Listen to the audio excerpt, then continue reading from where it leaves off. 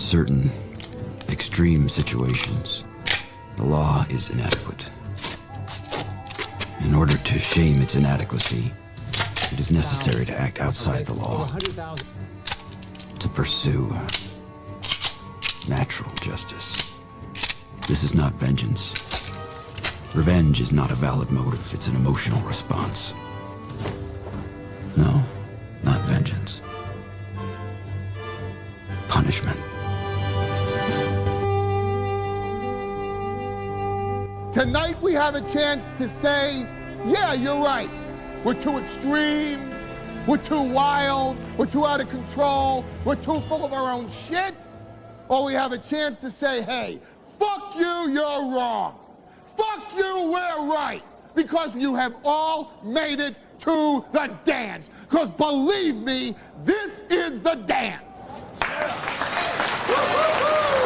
Start the show.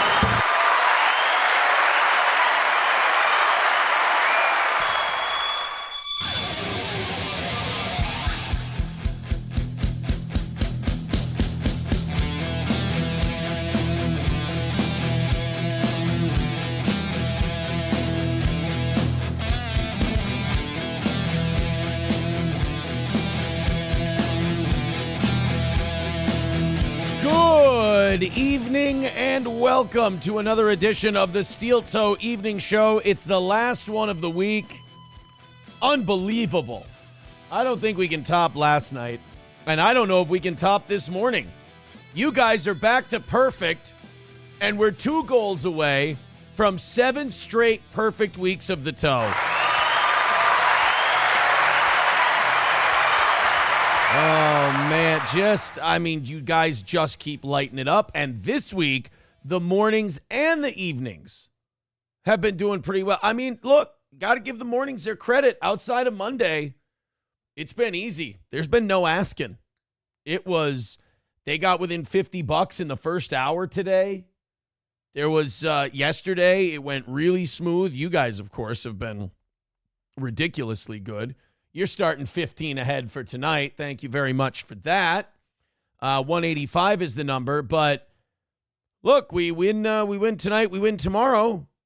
It's another perfect week for the Toe, and that's number 7 in a row. And thank you guys so much for making this thing such an easy ship to run these last few months. What an unbelievable day. What an unbelievable Steel Toe day it was today. We got a little bit of attention. Again, I don't want attention for crushing Tom Myers and making him rage quit a stream by just goofing and playing with him. There is going to be a theme of tonight's show, and that is a lot of people, I use the line, and I'll use it again. Why do they come to me to die? I don't ask them to. I don't get involved in their business. They come to me. They go, we got this guy. And then I go, aha, loser. And then they melt down and lose their shit. Melton's the toughest of them because he's been losing his mind for 2 years thinking he's got me every time. He's got that Wile E. Coyote energy, and I just go meep meep, and he fucks off and turns red and gives himself black eyes, punching himself in the face. Then you've got this Tom Myers guy who, we tripled his audience today. We sent our fans over there. We tripled his audience. And he responds, instead of talking to us, he tries to write notes. And so we just wrote notes back, and naturally mine were funnier. I have to say, I'm a cheeky boy. And then he rage quit his stream. Like a bitch. Again, these people are always like, and then I had another guy losing his mind on my phone on me today. And I keep going back to the same thing with these people. I go, you came to me. I didn't seek you out. One of these guys wrote an article about me, and I talked about the article on the show, and now there's at least someone pretending to be him. It's either someone pretending to be him or it is him, and he's losing his fucking mind. And he starts blowing up this guy, the last text he sent me 4 1 or 2 paragraph texts in a row. And I was just like, I think we might want to give this guy a breather. Telling me I'm a drug trafficker and all this shit. I'm like, this guy's lost his shit. And so he either is that guy or he's someone pretending. If it's someone pretending to be that guy, I think either way, I should probably call that company tomorrow and just warn them. Be like, you got someone pretending to be one of your middle management people? And if it is one of your middle management people, get him some counseling or something, because on the topic of Steel Toe and Aaron, he's really upset. Like, he called me are there 4 or 5 phone calls on my phone today? Let's see. 1, 2, 3. No, oh, wait, no, there's 2 on that one. 4. Okay, so there's 4 phone calls in a row. Just one after the other, and then text and text and text. Really weird shit. So all these guys start coming to me. And then when I go, when I respond to them and I just go, I'm either a smartass or I go, I don't know what you want from me, they get madder. And they're like, why are you fucking doing this? And I'm like, I have it right here. You came to me. I don't know what you wrote an article about me. And I commented on the article. It apparently upset you greatly. And then you blow up my phone and go nuts on me. I'll get into that a little bit later today because it kind of ties in to the golf thing. It's really weird. Like, I don't know what I do to people. I don't know. Because I just kind of think everybody understands this is a show. Like, we're having a good time. We're just being silly. Some people, it's life or death to them. It's like I worry that these people watch pro wrestling. And when they watch pro wrestling, they think it's real. No, Renegger, the guy who I threatened to dox his number was Dinosaur Fuel. Dinosaur Fuel was offering to give us $500 for our golf tournament. And so I playfully said, I can just give your number out live on the air. Somebody can tell you that was Dinosaur Fuel. That was a different guy. No, this is somebody else. And I'm going to assume, just like with the April thing, just like the thing from a few days ago on PayPal, I don't think it's the real person. I think it's someone pretending to be them. Just like I don't think someone was really April on PayPal. I think that was someone pretending to get people riled up and talking, but who knows? I ain't going to respond. And then, like, with this person, it's got to be someone pretending to be them. Because if it's not, it's someone I know, and they're kind of losing it. Like, I've kind of, again, another person that I've sort of broken. We'll get to that later. We had a bunch of really generous audience members today who made a lot of generous donations to the program, and they did it as a way of saying, Aaron, we want you to throw a golf tournament this year. Do the golf tournament. So I said, all right. And they start throwing money at us. And I'm like, all right, we get the goal down to 100 in the first hour. I'll call today on a golf tournament. And then we knock it out like immediately. You guys, the morning even caught up with what we missed on Monday. So we did a 5-hour show. It was a lot of fun. Sean even showed up for a little bit. That was nice to help us out with the Trump Yemen thing, the Signal app.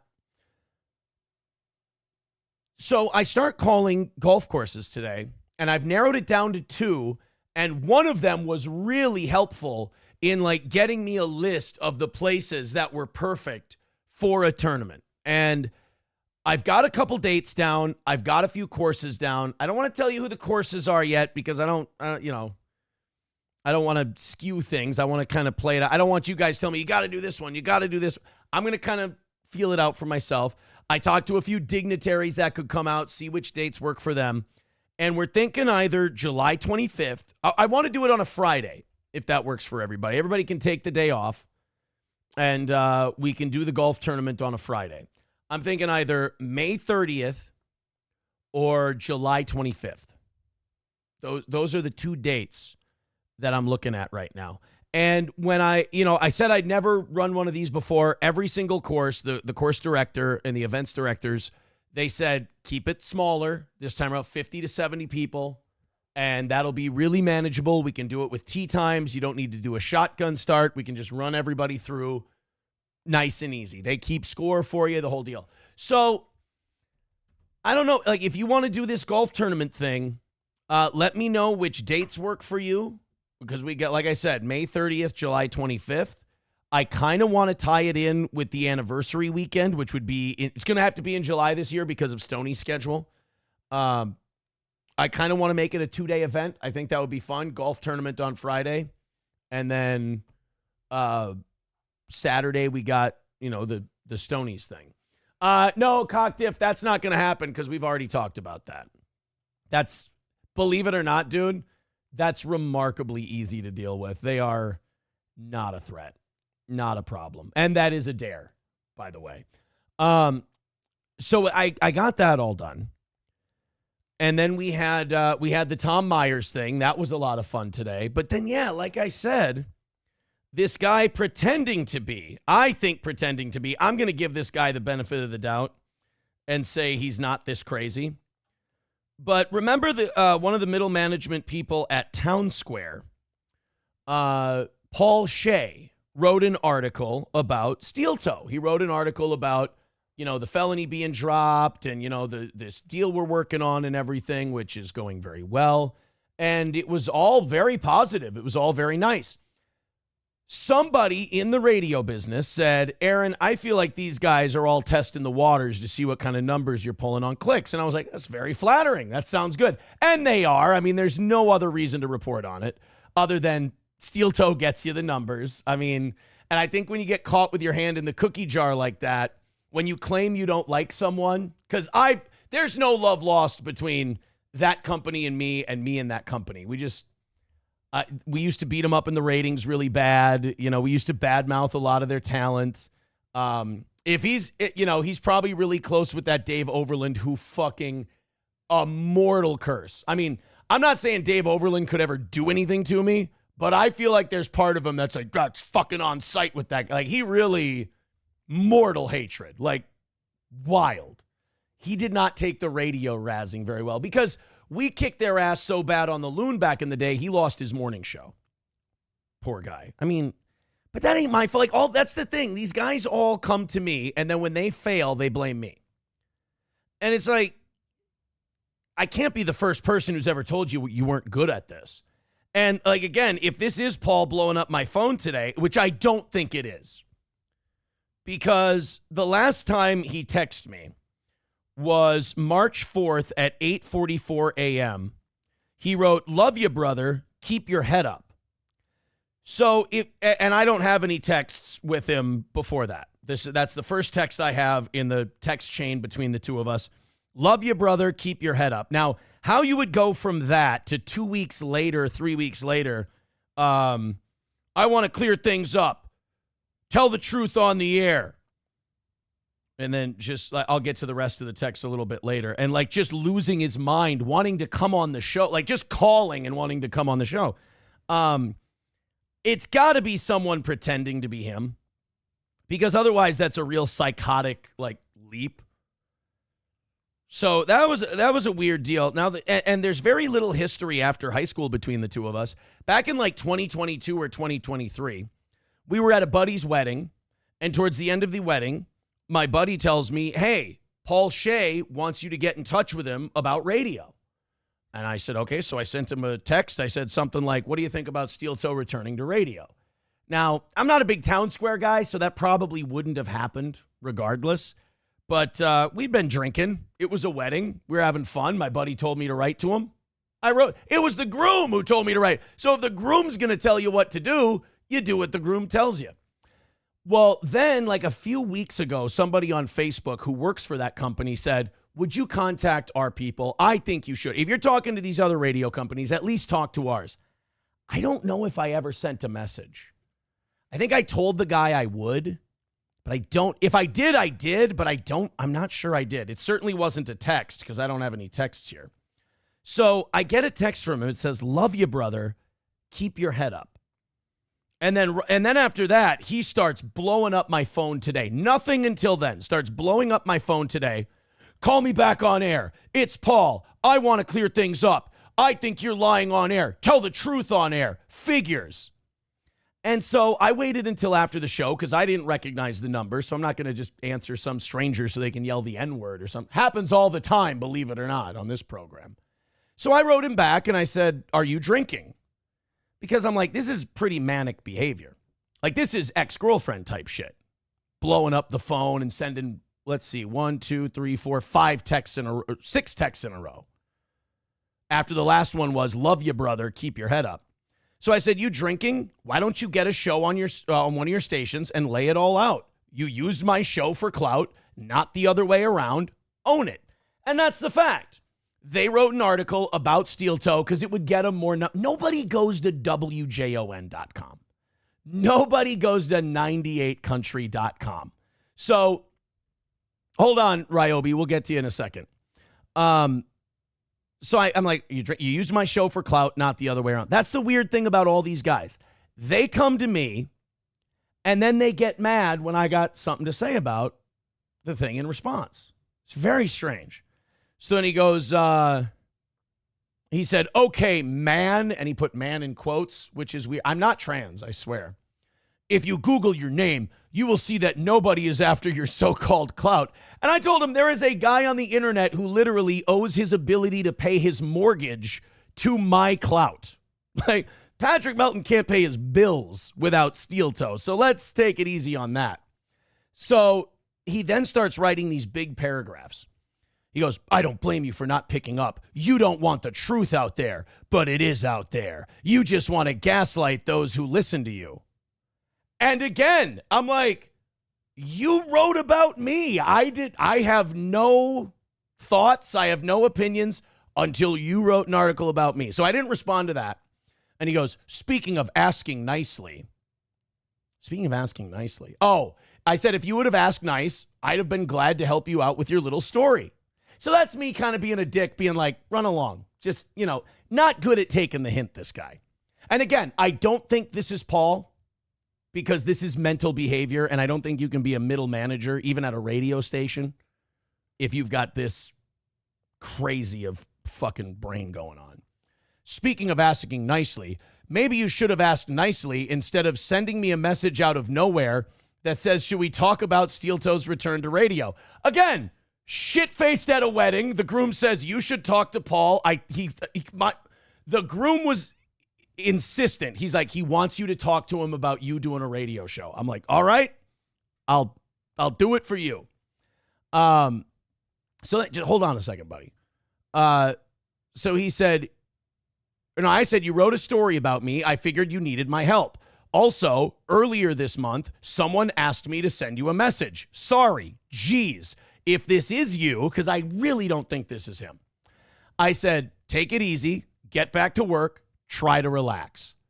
And then, again, a guy who called me 4 times in a row and sent 6 text messages goes, here's your usual tactic of trying to figure out people's emotional state to try and change the course of conversation. Motherfucker, I'm trying to get you off the phone. I don't really want to talk to you. Again, you wrote an article about me. I responded. You blew up my phone. Apparently, I upset you greatly. And now I'm trying to say, hey, why don't you go back to work? Like, why don't you, sit this one out? This is what you do. Try to get out of conversations with crazy people? Yes, generally, that's what I try to do. So I wrote to him. I said, you came to me. I didn't come to you. I'm sorry for whatever I did. I mean this. Take care of yourself. And then I get another giant paragraph. Nobody told you to reach out to me. That's a lie. Just like you said you were hoping that you could have put in your own words a statement to go along with the article. Well, I know he's not a journalist, whoever this person is, but typically when someone writes a story, they go to the source and get a quote. I was also kind of being a dick, but whatever. Too bad the article wasn't written by a female with a high school girl mentality that you can manipulate. Now, this is another reason why I hope it's not him. Because that's a kind of a sexist, shitty, I hope that's not how he feels about women who work in the company he works for.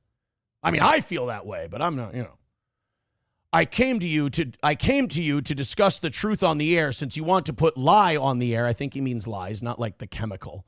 About any interaction we have ever had. We said hi at a wedding, and I sent you a text at the groom's behalf, and then a few years later, you wrote an article about me. 2 of them, actually. Like, this is insanity. So I said, get a show. Also, the article thing was sarcasm, because I was like, I can help you out with your little article.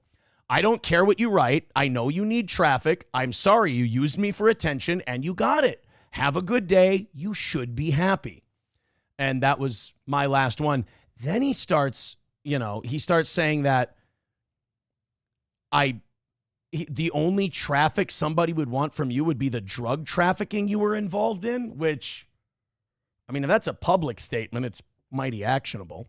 Speaking of psychotic, you really should do away with trying to evaluate other people. I'm a judgy bitch. What do you want from me? I mean, I do evaluate crazy people who call me 4 times and send me 6 text messages. Bro, if you can't handle the people you write articles about having an opinion about the article, maybe you should try to find a different line of work. That's all. It takes a real ass clown. Not an ass clown. Oh my goodness. To do what you did and expose your children in the process. Yeah, no shit. What are you, a fucking year late to the party? I believe I've been saying that for a solid year now. Take care of your... Now, he did end it on a positive note. He ended it on a friendly note. And this is where I think we can be friends and we can bury this thing. He wrote, take care of yourself and good luck with the goals. Thank you.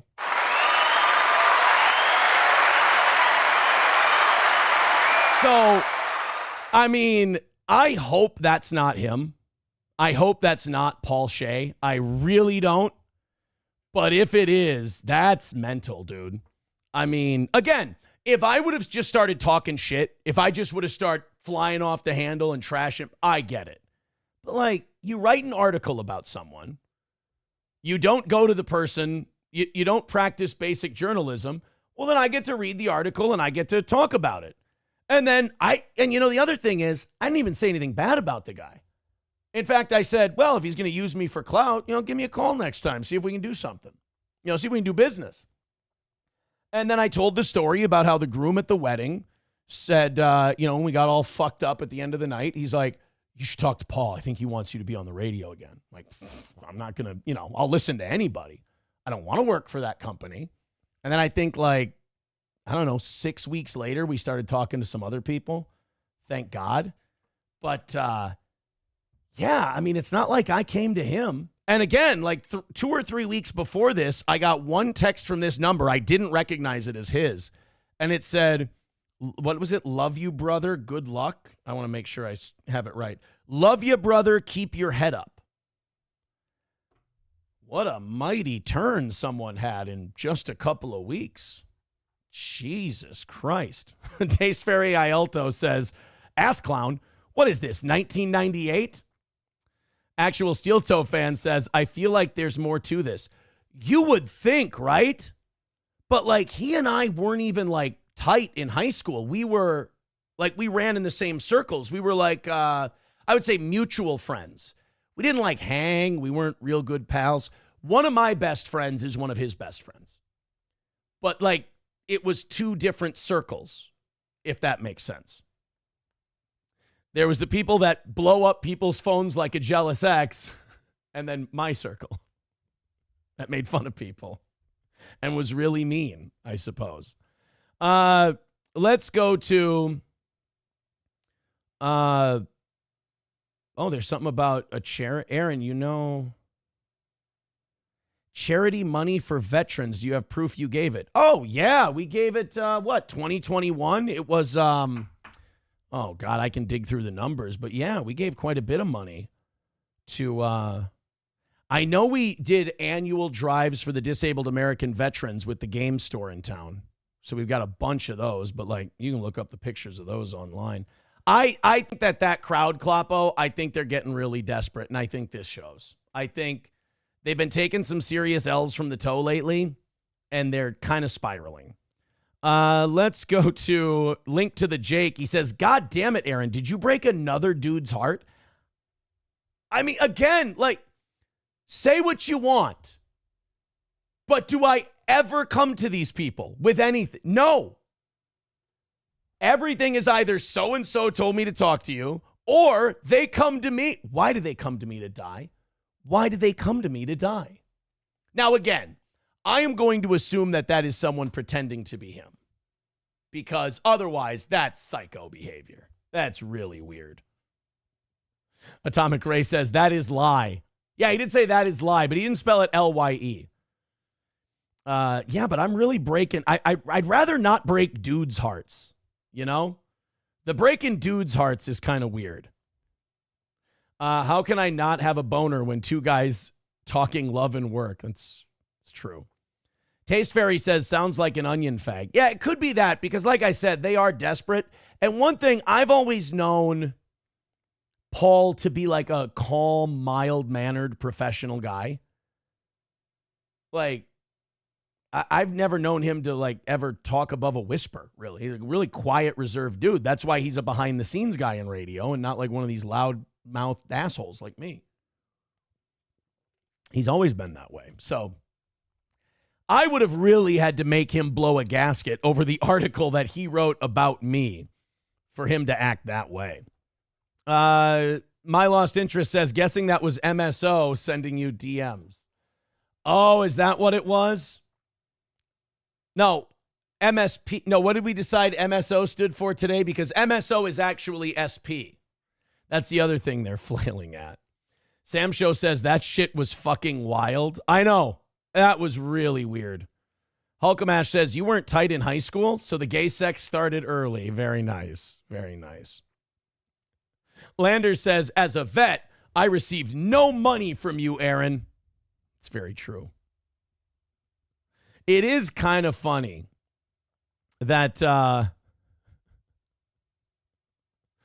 it's kind of funny that that you can tell they're running out of shit and it's starting to bug them a little bit. No, look, JH, I don't know if that's true. I don't know if there's other people in this universe having gay sex with each other. That is none of my business, my man. None of my business. Buffalo Jockey with $1 says gay people seem to argue a lot. I get dragged into the gay.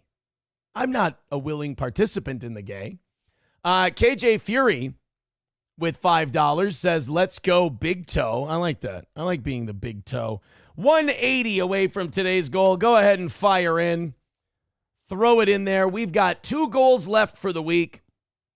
And we have 2 goals left for the week. And this is the last evening show goal of the week. Yeah.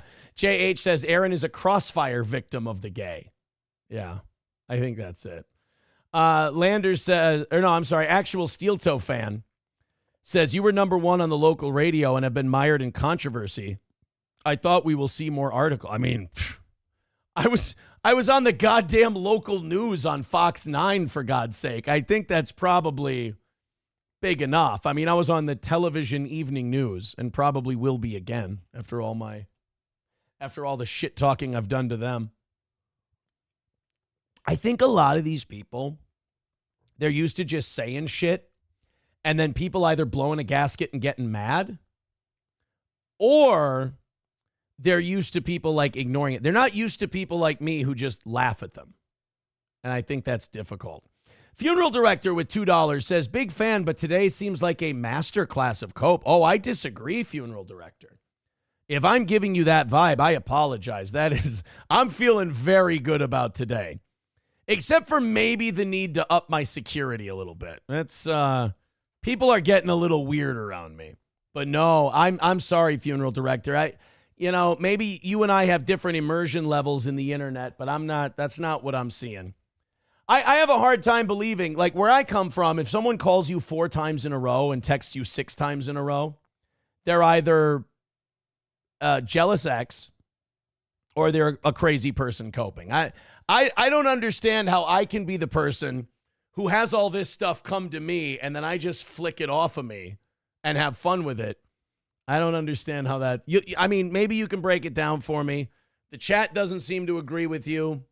I certainly don't, but I have open ears. Sam Show says, I agree with this. You're not worth A-logging, but the people willing to A-log you, ironically, are worth A-logging. Isn't that odd? Like, they think they're watching me as I watch them, and I go, that's a curious thing. That's remarkably odd. My lost interest backs that up and says 100%. Yeah, it's very strange. Very strange. Kip Cass, I'm not turning down anything right now. Not while I've got pending felony charges. Look, I've talked to enough people. My next meeting is in May. Oddly, the week after there would be a trial. So I get the message loud and clear from the places I'm talking to. They say that's not the case, but we're all grown-ups. They let me say it instead. Buffalo Jockey with $1 says, Fox 9 News, no need to wave your dick there, big shot. Fair enough. Fair enough. Hulkamash Baby, did I say where I come from? Oh, I did. I said where I come from, and he goes, it's cornbread and chicken. Yes. Where I come from, a lot of back porch sitting. No, front porch sitting. Lander says the Aaron hate is hilarious and extremely pathetic. Honestly, see, funeral director, if this is a masterclass of cope, then the audience is doing it too. I think you're the odd man looking in on this one. OG Crispy Cracker says another win for the toe, baby. Maybe. You know what I have to do? I got to start using Rumble Studio more, but I think Rumble Studio hurts your numbers because I don't think the quality is as good. But just doing Rumble Friday on Rumble Studio is not going to get us into the Rumble Creator program. And I like being in exclusive programs. That sounds like fun to me. So I don't know if we start doing Thursday shows on Rumble Studio or what, but figure something out. We'll figure something out. My lost interest says, be honest, how much deep dive cleaning did you do today? Caught up on all the laundry. Caught up on all the dishes, took my soap wand, washed out the sink, cleaned out my shower. You know what you do? If you got the soap wands with the pads on them, you know what I'm talking about. You take your old ones when you're done doing dishes with them, you bring them upstairs, you clean your shower with them before you throw them away. It's a great idea. I mean, wash them, clean them, of course. But I did that, and then I didn't get my vacuuming behind the couch done. I did, however, watch D3 The Mighty Ducks. I had a long phone conversation with SP or MSO. I had a lot of conversations. I talked to about 4 or 5 different golf courses today. Had a call with, talked to Gino today. I did talk to Gino Bisconti. Don't kill me for that. I did talk to Gino. We discussed some things. But yeah, my lost interest. It's, I didn't get as much deep dive cleaning as I maybe advertised. That's for sure. Kip, I know he would lose interest, but it's so much more fun to make him mad. I can't help it. I poke the bear. It's what I'm like. Yeah. Should I address Tom Myers? No, of course I shouldn't address Tom Myers, but then we wouldn't have gotten that gold from today. It's just fun to make these guys lose their shit. I like it. I would sell my soul for that job. No, not a management job. Ugh. No thanks. I'm talented enough to be an on-air guy. The only reason you're a program director in radio is because you wanted to be on air. It didn't work out, but the people you work with think you're really nice. Honestly, that's what all program directors are. All management in radio is just guys who didn't have the personality to be a host, but everyone thinks they're nice and they'd feel bad if they fired them. Why do you think radio's in the fucking shape it's in, right? MSO says, hope you didn't forget to sanitize the Baldo. I don't have one. I don't have one. Taste Fairy says D3 was okay, but those Edina kids were still fucking cake eaters. Oh, hey, you know what's great? When you go back and you watch D3 The Mighty Ducks, the great thing about D3 is you get to see Abraham from The Walking Dead. He's the enforcer on the varsity team. I always forget that when I watch that movie. And then I watched it back today, and I'm like, oh, it's fucking Abraham Ford. Michael Kudlis is in D3 The Mighty Ducks. And you get to see Keenan, and you're like, this fucker's been around for over 30 years. Jesus Christ. CJ with $2 says, radio is dead. Minnesota radio is gay and dead. Stay online. Oh, shit. Oh, boy. JH says Aaron loves the Mighty Ducks because he loves Joshua Jackson. Guys, it's Paul Shea, not Paul Gay. Stop writing Paul Gay in the chat. And second of all, we're not even sure it's him. I'll get to the bottom of it. I don't think it's him because I don't remember him being this fucking mentally irregular. All right? I remember him being a pretty level-headed guy. I don't think he's this fucking insane. So I'm still holding out hope for my buddy. I'm still holding out hope for him. Kip says, you have to admit, you spin a lot of L's into... Dude, I take... All my L's become W's. What do you think this whole last year was? I was supposed to be gone, wiped out. We've got him. This is the end of the toe. The big fish eat the little fish, and I just keep swimming along. All that for a drop of blood. I can't help it. I can't help it. I'm like Mr. Magoo, just stumbling through W's. 180 away from today. Let's go.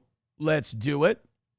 Another win for the toe. The final win for the toe of the week. Let's take a look at the scoreboard, shall we? We've got People Pleaser on top at 210. Gray Duckling at 175. Doorman at 100. And Schweitz at 65. Still plenty of room on that board. You know, after last night, I thought People Pleaser's spot was safe.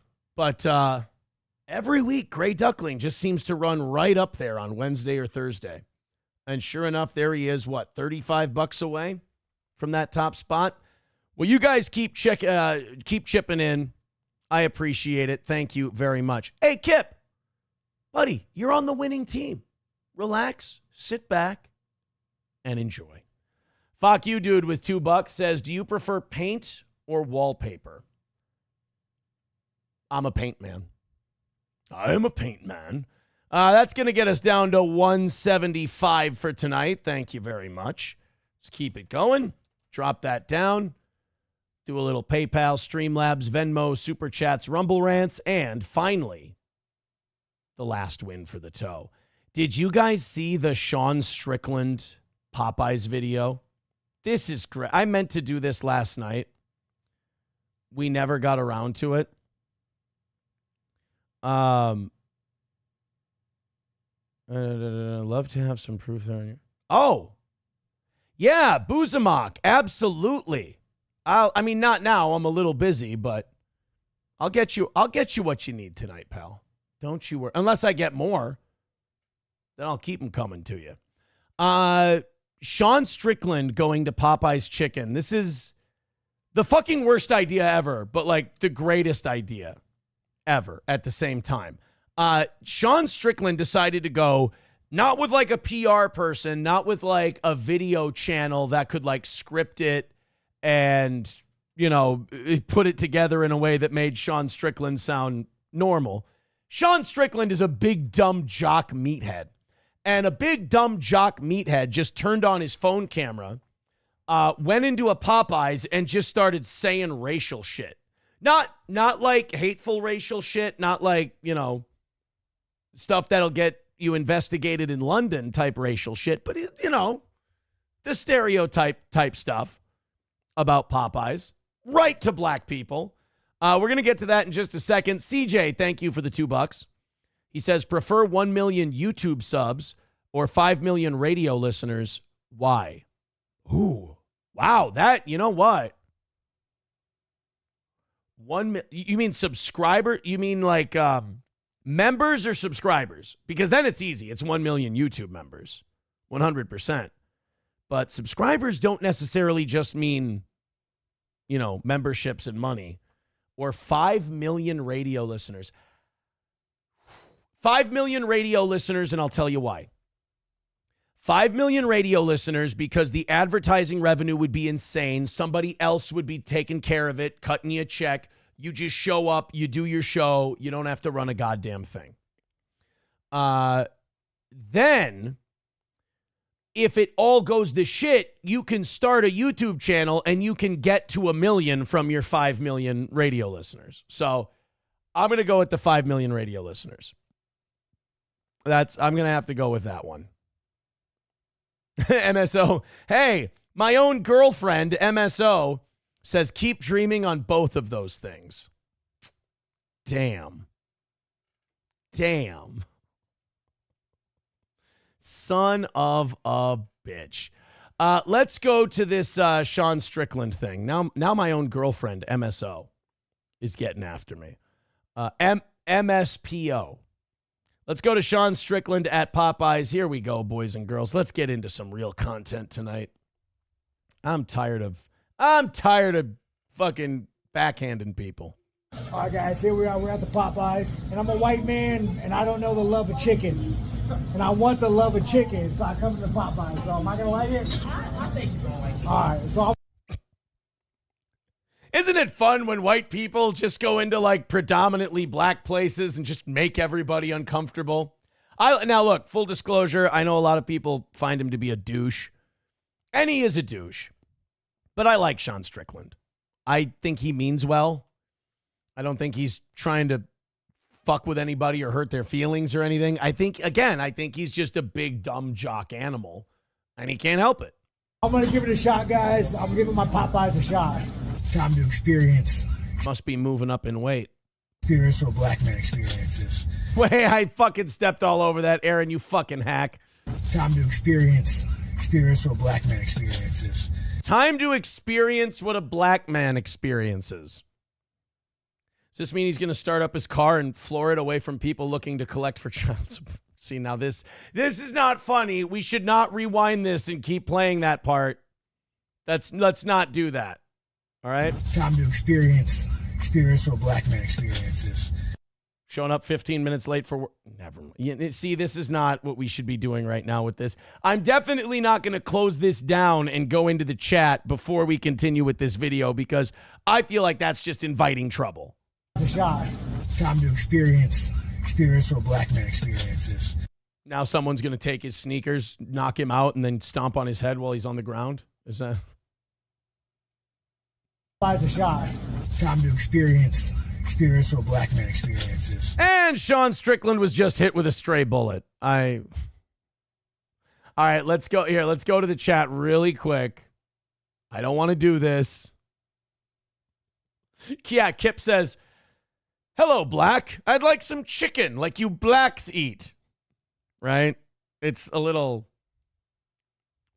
on the nose, I guess we could say. Temple of Jared says, sleeping until your eyes are tired of being closed. That's fuck you, dude. Writes an insatiable love for malt liquor and menthol cigarettes. All right, this is getting a little. Oh. Sam Show says, stray bullet. He ain't a 5-year-old. Oh. My lost interest and Gray Duckling at the same time. Gray Duckling with $5. Yeah. Chirp. My lost interest. It would be funnier if he let his smoke detector battery go dead. He just wants to experience what a black man experiences. Guys, this isn't funny. This isn't funny. This is disgusting. Thank you, Gray Duckling, for the $5. 170 away from tonight. Keep it going. Thank you guys very much. You're very generous. Let's pop in and knock out that final evening goal of the week. $2 from Loaded Wrench says, made me check on my bike. Buffalo Jockey writes, his credit just dropped by 300 points. Fucking mean. This isn't what he meant, you guys. He meant trying Popeye's chicken. Can we continue, please? Can we do that? And I'm real white. Oh, yeah. Go back, sorry.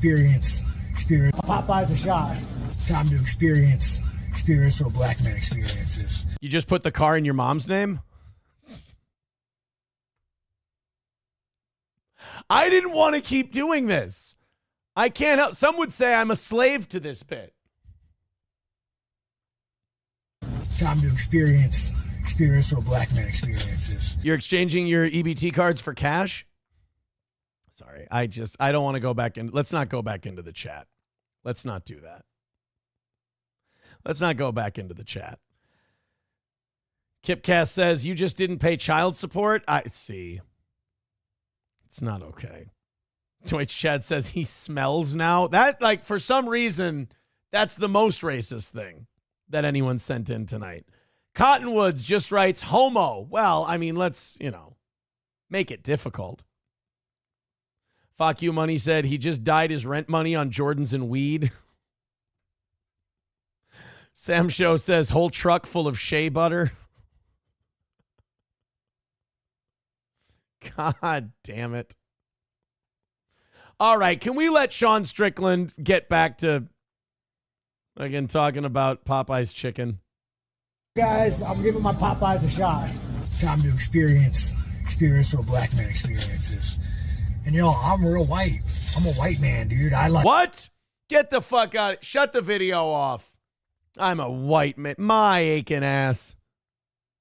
Like, I eat sushi and shit. I'm real white. I'm white trash, but I'm real white. I just want to. You're white trash. No, my man. Bryce Mitchell is white trash. You got a long ways to go before you get to be white trash as you sit in your neat, clean automobile and you say that you normally eat sushi. That ain't white trash, bro. Unless it's from a gas station. That's white trash as fuck. But you're sitting in a really nice car that you shouldn't really be getting Popeye's crumbs in. It's very crispy. This isn't. How about a detailing after this?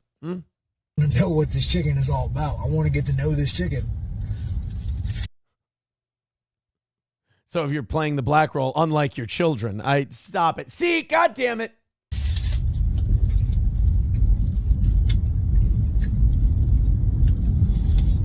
All right, that's some damn good chicken. I might be a believer, man. I might be a chicken believer. That's some good fucking chicken. I'm a believer now. I didn't believe in black people before, but now you know what? I think they might have something. Hold on. I had one more. Popeye's a shot. Time to experience what a black man experiences. And type 2 diabetes. Oh, that's unfortunate. You hate to see that right off the bat, but you got to get the experience right. Buffalo Jockey with $1 says he now has a fat white girl that's 30 pounds overweight and a Metro PCS phone. Ryan the Garbage Man, I'm going to go see what it's like to be black. I'm going to pick a fight. It's kind of Scottish, too. Kipcast says you just wouldn't stop resisting. Yeah, Deutsch Chad, this just in. Sean Strickland arrested for selling crack. Selling crack. How about that? That's too bad. Loaded Wrench with $2 says one bite. Now he can't hold his pew-pew right. Hey, fucking somebody honked at him. Come on, move forward in the drive-thru. Break yourself, fool. Guys, this is offensive. I just want you to know that what you're doing right now is quite offensive. Thank you, Loaded Wrench. 165 away from tonight. Thank you very much. I appreciate it. Yankee says he needs a grape drink to wash it down. You guys ever feel like somebody went too far? I feel like it was him who went too far. Mike Erb says table bumping camera. Am I really? Let's bring her back.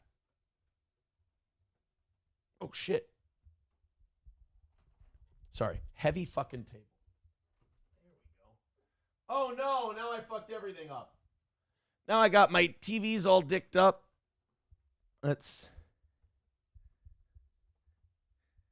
There we go. Now I got it all fixed up.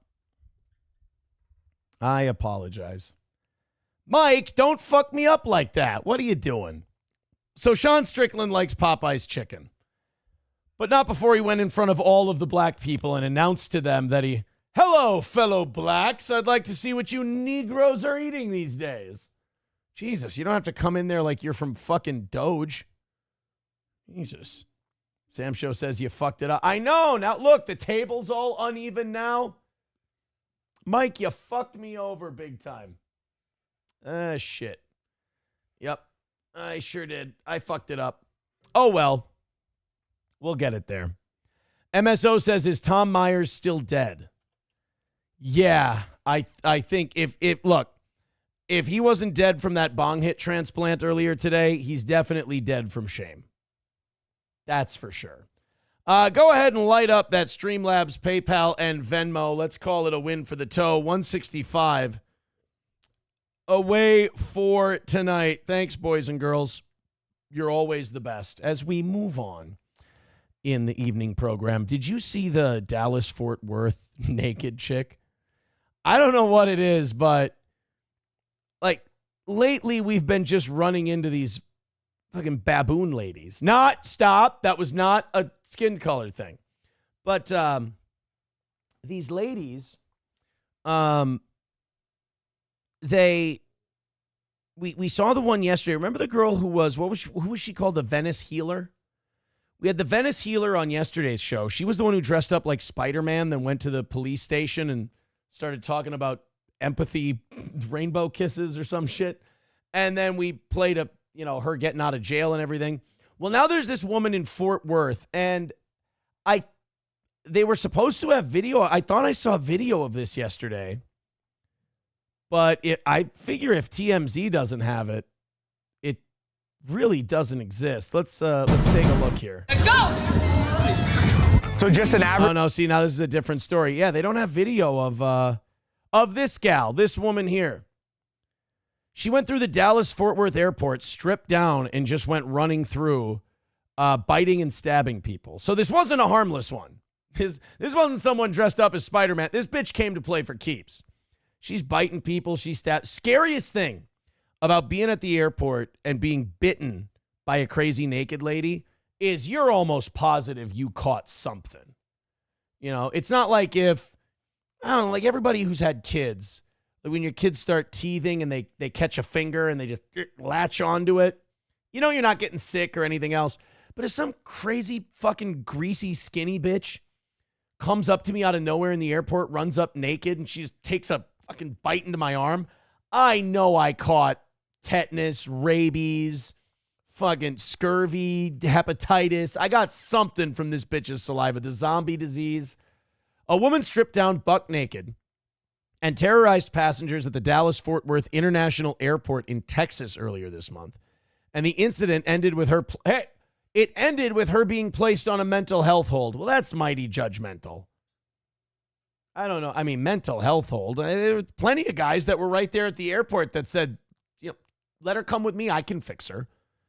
Cops say they were called for a welfare check and determined that a woman identified as Samantha Palma in the incident report had suffered a manic episode, no shit, that led to her allegedly stabbing at least 2 people with a pencil. That's a rough way. That is not sharp. That ain't breaking the skin easy. And biting a restaurant manager trying to subdue her.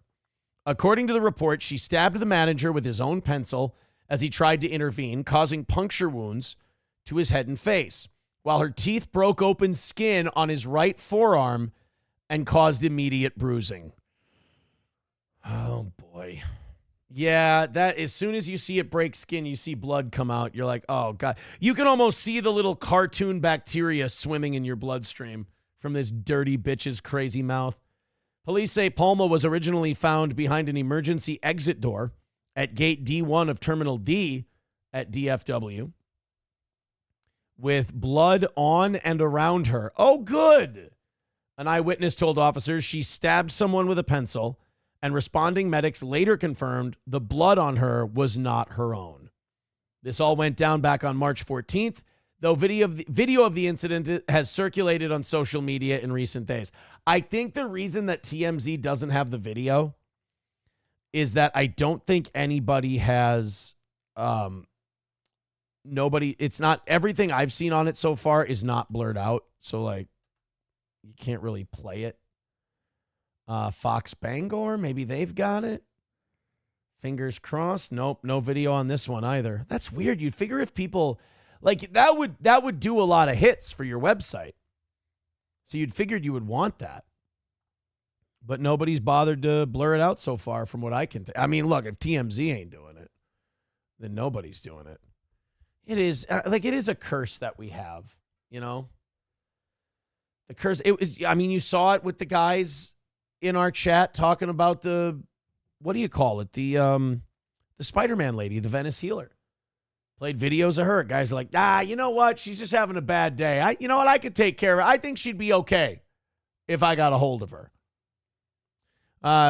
Lander says, like my uncle always said, a crack rock a day keeps the crazy away.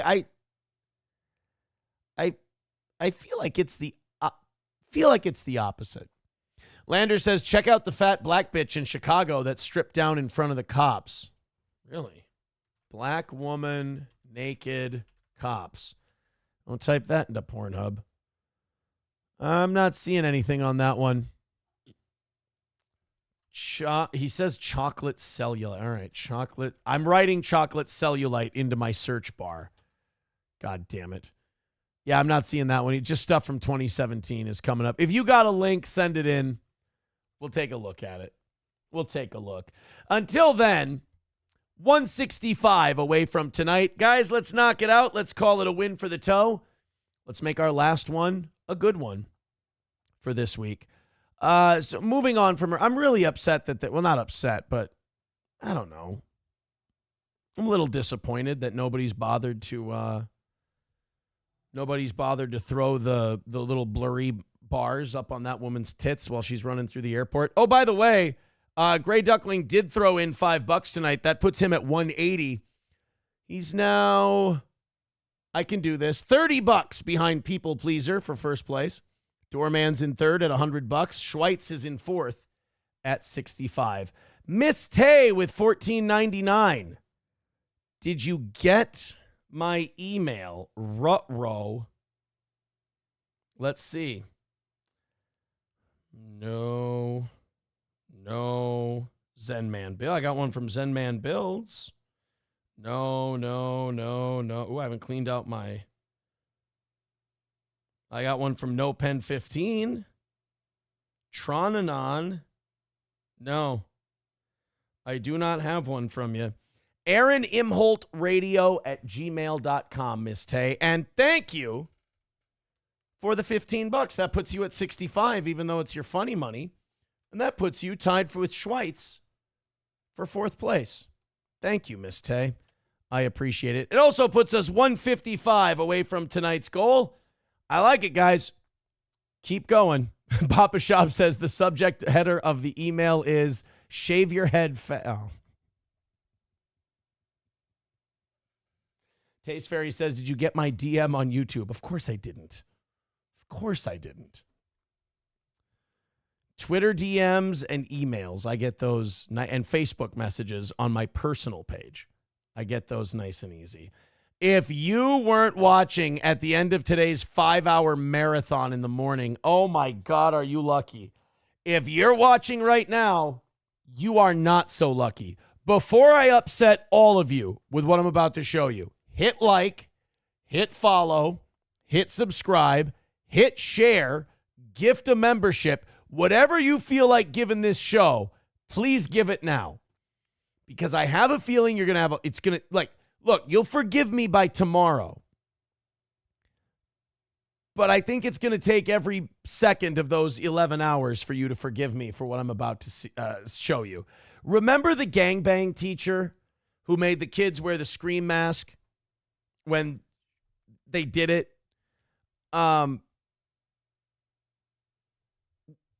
We've got... TMZ decided to release more pictures. You know how I said yesterday, like, oh, man, these mugshots are gross. She looks like the great Kali. I also believe I said that I haven't seen a hot picture of this teacher yet. Maybe it's just the fact that it's, 2 mugshots and a summertime close-up. So, maybe she looks more flattering in other pictures. TMZ has a policy called, I believe it's called, Fuck you, Aaron! And they released more pictures, and by God, if I have to see them, you have to see them too. Now, the news they reported to justify showing us these atrocities is that the alleged gangbang teacher has been released from jail. She's been processed out, and she's been ordered to stay away from the alleged victims. They also said, the end of this article, see her bikini pics. I don't want to do this to you. I just want to go on record as like, I think this is a terrible idea. And I really hope that none of you have to see this. In fact, I hope a lot of you look away. But I'm the one who said that we still have not seen a single hot photo of the gangbang teacher who made the kids wear the scream masks. And TMZ said challenge accepted. There you guys go. Yeah. There she is. Do you want me to remove myself from the corner so you can see the whole...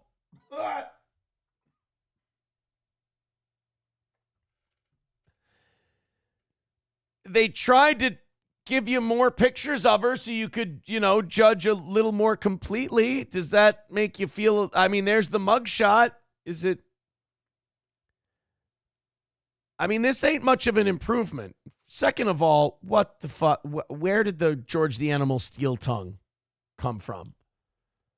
Ugh. Like, don't get me wrong. This one looks better than this one, but they're both... no thanks. No thanks. Brittany Fortenberry, the Indiana teacher charged with abusing children by allegedly asking them to gangbang her while wearing scream masks, has been ordered to stay the hell away from the alleged victims in her case. Thank God. Could we also order her to wear a hijab the entire time she's out? According to new local docs obtained by TMZ, Fortenberry's prohibited from having direct or indirect contact with one of the underage boys involved in the case, and she can't go to his house, school, or work. If she sees him in public, she has been ordered to stay at least 1,000 feet away. Prosecutors say the court also issued an order prohibiting Brittany from having any direct or indirect contact with the victims. She can't have any guns, weapons, or ammunition in her possessions. And believe me, she's got a lot of places to hide them, especially folds. Also in the documents, police say, police say one of Fortenberry's alleged victims told cops she had a drawer full of sex toys. Of course she does, including dildos of all shapes and sizes. Well, I mean, a lot of us here are golfers. You have a driver, you have a wedge, you have some irons, some hybrids, a putter, different days, different distances, Sometimes you take out your yellow putter. Other times you take out your black tailor-made driver. Depends on what you need. CJ with $2 says, so Fat April, same energy. Look, far be it for me to simp for April, but I'm not going to give her gangbanged while wearing a scream mask, horny teacher vibes. I can't throw her in that category. Thank you to Anonymous Fake Dono for $10. Appreciate that. That's very kind and generous of you. Anonymous Fake Donor. 145 away from tonight. Great as always. Thank you guys. Keep rallying. Keep pushing. We'll be down to 0 in no time. And then that'll make it a perfect week for the evening toe. And then all we've got left, tomorrow morning. That's it. CJ with $2 says, give it time. No, I don't. Well, I won't know. I mean, I'm not going to follow the exploits, C'est la vie. Que sera, sera. Best of luck. It's time to hit the road. Goodbye. Farewell. So long. Via con Dios. Good luck. Wish you well. Take it slow. Easy come, girl. Easy go. Oh, my God. Oh, my God. I still haven't asked SP if she would go to Sammy Kershaw on Saturday. Fuck. I should have looked into that today. I'm a failure, Dad. Hold on.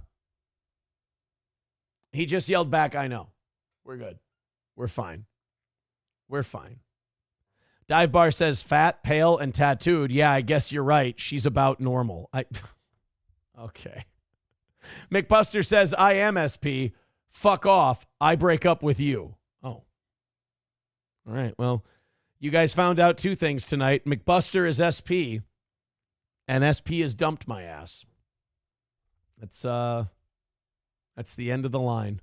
09 Canyon says, MSO, you up for a concert Saturday?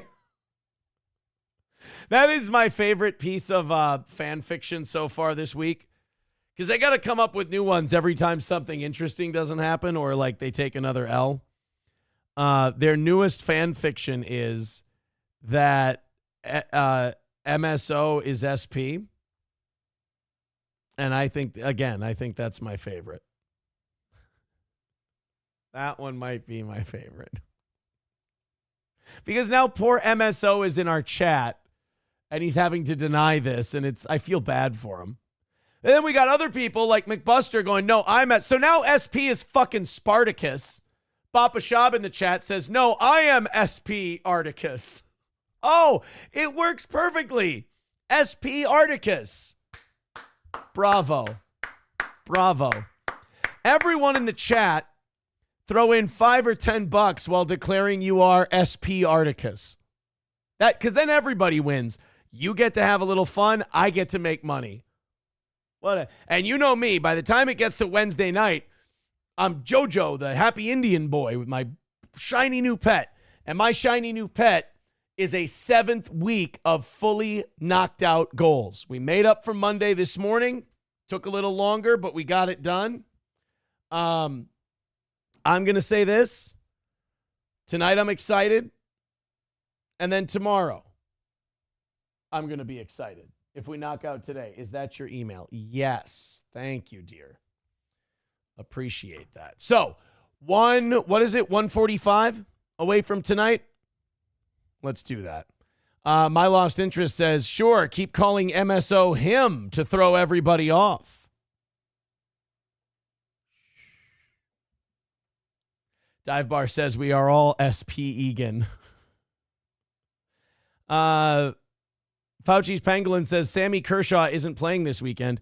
He just signed a 1-year, $65 million contract as backup for the Vikings. Oh, see, I didn't know that.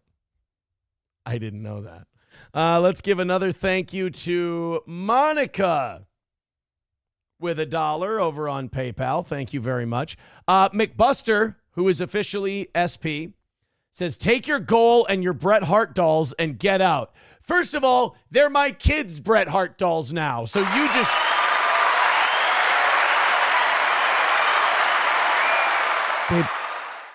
Baby, I didn't mean that. I think they're wonderful Bret Hart dolls. I just get so scared of being a nobody.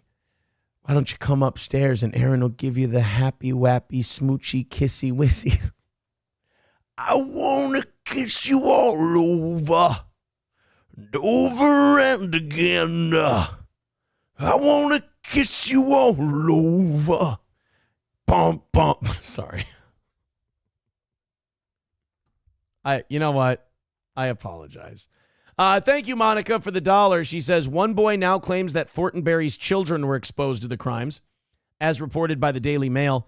The boy says Fortenberry had her young son stay in the room at the end of the bed while she had... Oh, come on! That's like all that shit. Like when you're doing perverted, weird, unsafe shit and there's kids in the house, they fucking know. It's shame, and I'm talking a little bit about my own situation, but it's shameful and it's gross to think about. It's like kids are smarter than you think.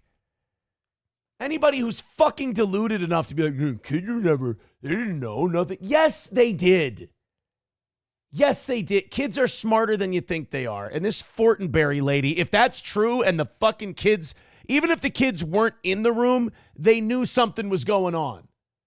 But if they were in the room, give this lady the fucking chair at that point. $5 from Von Kaiser says, do the Dean Malenko wrist rub.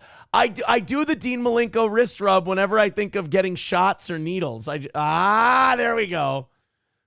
There we go. I have to. It's a soothing thing. So now whenever you bring up the Dean Malenko wrist rub, I start thinking of needles, and then I start doing the Dean Malenko wrist rub. I can't help it.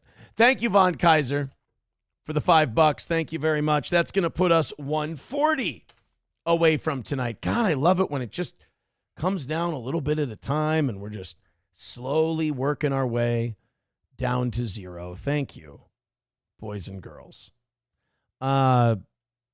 Actual steel toe fan, Aaron. Do we like Aaron Madison or Happy Imholt better? I think Aaron Madison flows better. Link to the Jake says, try rubbing your tits instead, Aaron. I hear that one works too. You know what I feel like? I feel like you making fun of me, Riz? Now I just quoted Grease, so now I know I'm going to get bullied the rest of the night. Hey, did you see, I still haven't watched this clip yet, but did you see that Joe Rogan kind of shit on Blake Lively and Ryan Reynolds? I kind of like stuff like this. Like, I never considered Joe, like, up on that kind of pop culture shit. I just imagine Joe, like, knows what, like, the fucking migration patterns of chimps, and that takes up a good 36% of his time when he's not doing the podcast. So, like, whenever Joe Rogan's like, hey, man, I have a take on this pop culture shit, this drama shit that's going on, I'm like, oh, God. Well, goddamn. SP. Oh, no, now everybody's SP. SP with $5 says, I'll go because there ain't nothing wrong with your radio.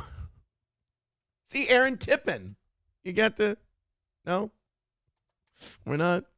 Thank you, SP, for the $5. 135 away from tonight. We're just trying to help out MSO. See, if everybody says that they're SP Articus, then MSO doesn't get all these allegations. And quite frankly, anything we can do to help our anti-gold buddy MSO, we're going to do it. I mean, by God, we're family. We're family. Let's go to the Joe Rogan thing. This is him talking about Blake Lively and Ryan Reynolds and their whole lawsuit. You know, I wanted to be on Blake Lively and Ryan Reynolds' side because Johnny told me about this thing, and he really loves Ryan Reynolds. And I feel like if Ryan Reynolds looks like a total douche, it's going to break Johnny's heart. But the more I look into this Blake Lively, Ryan Reynolds thing, I definitely hate her. And that hurts, you know, because I'm a big fan of the movie Accepted. I thought she was very, very attractive in that movie. But all things, you know, like the seasons, they all fade away and become something else. And she's become a really needy, whiny bitch. And then her husband, you know, when you become the husband, you got to kind of become the ultimate simp. And that's what he did. And the problem is this Justin Baldoni isn't like a ball buster. He's not a hardcore guy. So he's not like, shut the fuck up and do the job I asked you to do. He's like all sensitive and he's kind of a bitch. So he got kind of pushed around and bullied by these two. And now there's lawsuits flying all over the place. Well, Joe Rogan has some thoughts. And this is what I like about Rogan that I don't like about Howard Stern. You know, Howard Stern used to just have an unfettered opinion about A-list celebrities. Now Howard's worried that he might have dinner at Nobu with one of them. So he's, you know, he don't want to say anything too bad. Joe Rogan doesn't give a fuck. Joe Rogan is like, he spends 36% of his time studying the whole chimp migration thing. Then he has a video screen where he can virtually hunt elk. And then I think the rest of the time is spent in an ice bath and a zero gravity tank and a bariatric chamber. I think that probably sums up most of Joe Rogan's day. But when he's not hunting elk and he's not studying chimps, he's following, apparently, the Blake Lively, Ryan Reynolds drama. You've been following the Justin Baldoni, Blake Lively thing? Bro, Blake Lively. Speaking of chimps. I like it when Joe Rogan does a podcast and he incorporates the studying the migration patterns and behavioral habits of chimps by having Brendan Schaub on. That's actually really nice. It's killing two monkeys with one stone. Lively, talk about ruin your reputation, and Ryan Reynolds. Yeah, they fucked up. Ryan's trying to get out of it now. He's trying to get out of the lawsuit, and they're like, you are a key part of this. This is what you get, though. That is his fault. That's where Ryan Reynolds fucked up. Like I said, he simped his way into this, and now he's trying to, you know, force his way out, and they're like, no, motherfucker, like, all you had to do was shut up from Jump Street. You just had to shut your mouth and let Blake Lively go through this. You had to have a few uncomfortable moments at home, or maybe even tell your wife, like, hey, this ain't a fight worth picking. Just do your fucking job and make the movie. But instead, he simped his way into it, and now he's stuck. This is what you get. You're trying to fucking ruin a guy's livelihood? by using the Me Too movement because they it's- were trying to take over the movie. Yeah. They were trying to take over the movie and the whole franchise. He owned the franchise. They're fucked. The whole man. thing's crazy. They're fucked. Why don't you just be Ryan Reynolds? Like, isn't that enough to take over a franchise? Like, hey, I know you got this Baldoni guy. I know you like this Baldoni guy. He's great, whatever. But, you know, I'm fucking Deadpool, you know, and she's fucking Deadpool. What do you say you just let me run it? And, you know, a lot of studios might do that because they might get a little more money for their movie. But, I mean, to try and strong arm a guy out of there because you sense that he's weak, that can backfire on you quick. And that's a hard reputation to wash off. And he's suing the New York Times, and he's got a great case. He's going hard too. in the paint. But He that's should. what it takes. That's what it takes. It's like Johnny Depp. Yeah. He's like, all right. Yeah. He did it for the boys. Exactly. You got to do it. You need real motherfuckers to be like, nah, man, I ain't going out like this. Yeah, especially a guy like that. It was like known as being like. I mean, let's be fair. The only guy Brendan Schaub's ever sued is fucking Kyle from Unique Entertainment. Let's not. It's kind of weird that Brendan. I'll be honest. It's weird that Brendan Schaub is the one commenting on this because Brendan Schaub sued Kyle. You remember that guy, the sound drop? Unique Entertainment? Brendan sued that guy because he played a clip that a security camera caught of Brendan handing a woman like his number or something at a club or a casino. And that I'm sure that got Brendan in a little bit of trouble with the wife, and he had some splaining to do. And so how does he explain it? By suing Unique. By suing some fucking nobody YouTuber who has like less of a following than that's worse than suing Steel Toe if you're Brendan Schaub. And Brendan's going to be like, yeah, you can't fucking do what Ryan Reynolds did. That's a real bitch move. It's like Ryan Reynolds did something that's just as bitch made as what you did to Unique. So, I mean, the two are comparable. Like this really sweet, nice guy. Yep. And then it's like, all right, Dude, enough. he posted the receipts. Oh, He's the like, oh, receipts are remember our crazy. tech exchange? Bah, bah, Well, how about she bah, told bah. him to come into the dressing room while she was breastfeeding, With a fun and then ass. part of the complaint was that he came into the dressing room while I was breastfeeding. So she sounds like she's a manipulative bitch, is what it sounds like. And it sounds like Ryan Reynolds used a lot of his reputation. He put a lot of his reputation on the line to go to bat for her with this whole thing. And that, again, that did not go well for Ryan Reynolds. That sucks, man. But again, there's definitely lessons to be learned from the Ryan Reynolds, Blake Lively thing. And again, it's not over for Ryan Reynolds. It's not over for him by a long shot. He'll be fine. People will still want to make movies with him, but that stain's going to stick around for a little bit. TDR Shit Show with $10 says just tuned in. Don't know what you're talking about, but haven't donated in a while. So here's a 10, and fuck you. Your show sucks. New Boot Goofing. Well, thank you, buddy. Thank you. And we're 125 away from tonight's goal. Go ahead and knock it out. Thank you very much. Streamlabs, PayPal, Venmo, Super Chats. We're knocking on the door. Thank you, guys.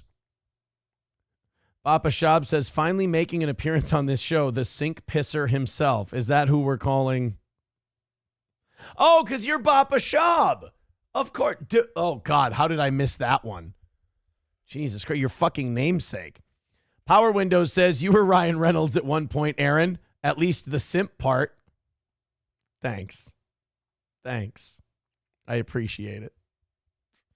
It's always nice. See, I was going to spin this story to make it Brendan Schaub and the Unique thing, but you had to call me out on the simp part. Thank you.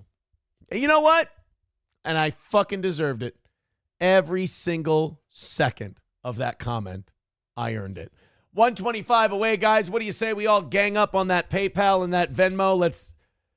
Let's treat it like it's a middle school teacher with terrible tits. And let's gangbang that goal out of existence. Thank you, boys and girls.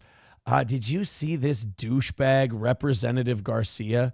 Apparently, Congress had, was it NPR or PBS or whatever, And he was trying to do this sarcastic bit because Doge and the Trump administration want to cut out a bunch of unnecessary funding. And every time Republicans are talking about cutting funding, Democrats always pull the Sesame Street card. It's all, oh my God, it's the Sesame Street. It's the Muppets. How could they? They're going to take money away from NPR.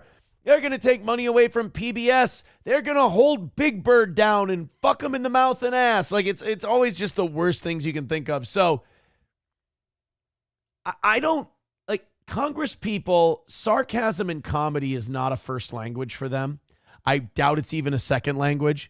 So when they try to do shit like this, and they think it's clever, I'll see what you guys think, but to me, it just comes off as cringe and a waste of people's tax dollars. I would be embarrassed if I were watching C-SPAN. Well, full stop. I'd be embarrassed if I was watching C-SPAN. But let's say you're watching TV, your congressman's on there. So you go, oh, I'm going to stop and watch my congressman, see what he's up to. They're in Washington. And he's got a picture of Elmo behind him while he's talking to the PBS lady, asking them about communism. I mean, you talk about feeling like you wasted your vote. Let's listen to Mr. Garcia here and his little Elmo rant. The American people want to know, is Elmo now, or has he ever been, a member of the Communist Party of the United States?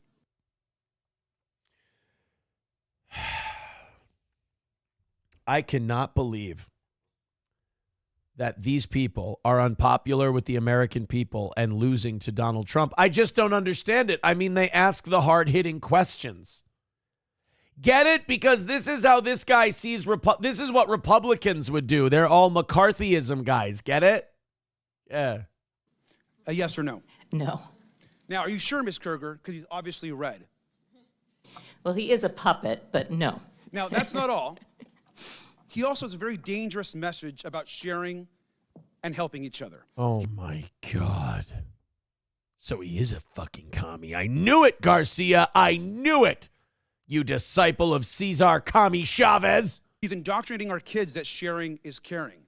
Now, maybe he's part of a major socialist plot, and maybe that's why the chairwoman is having this hearing today.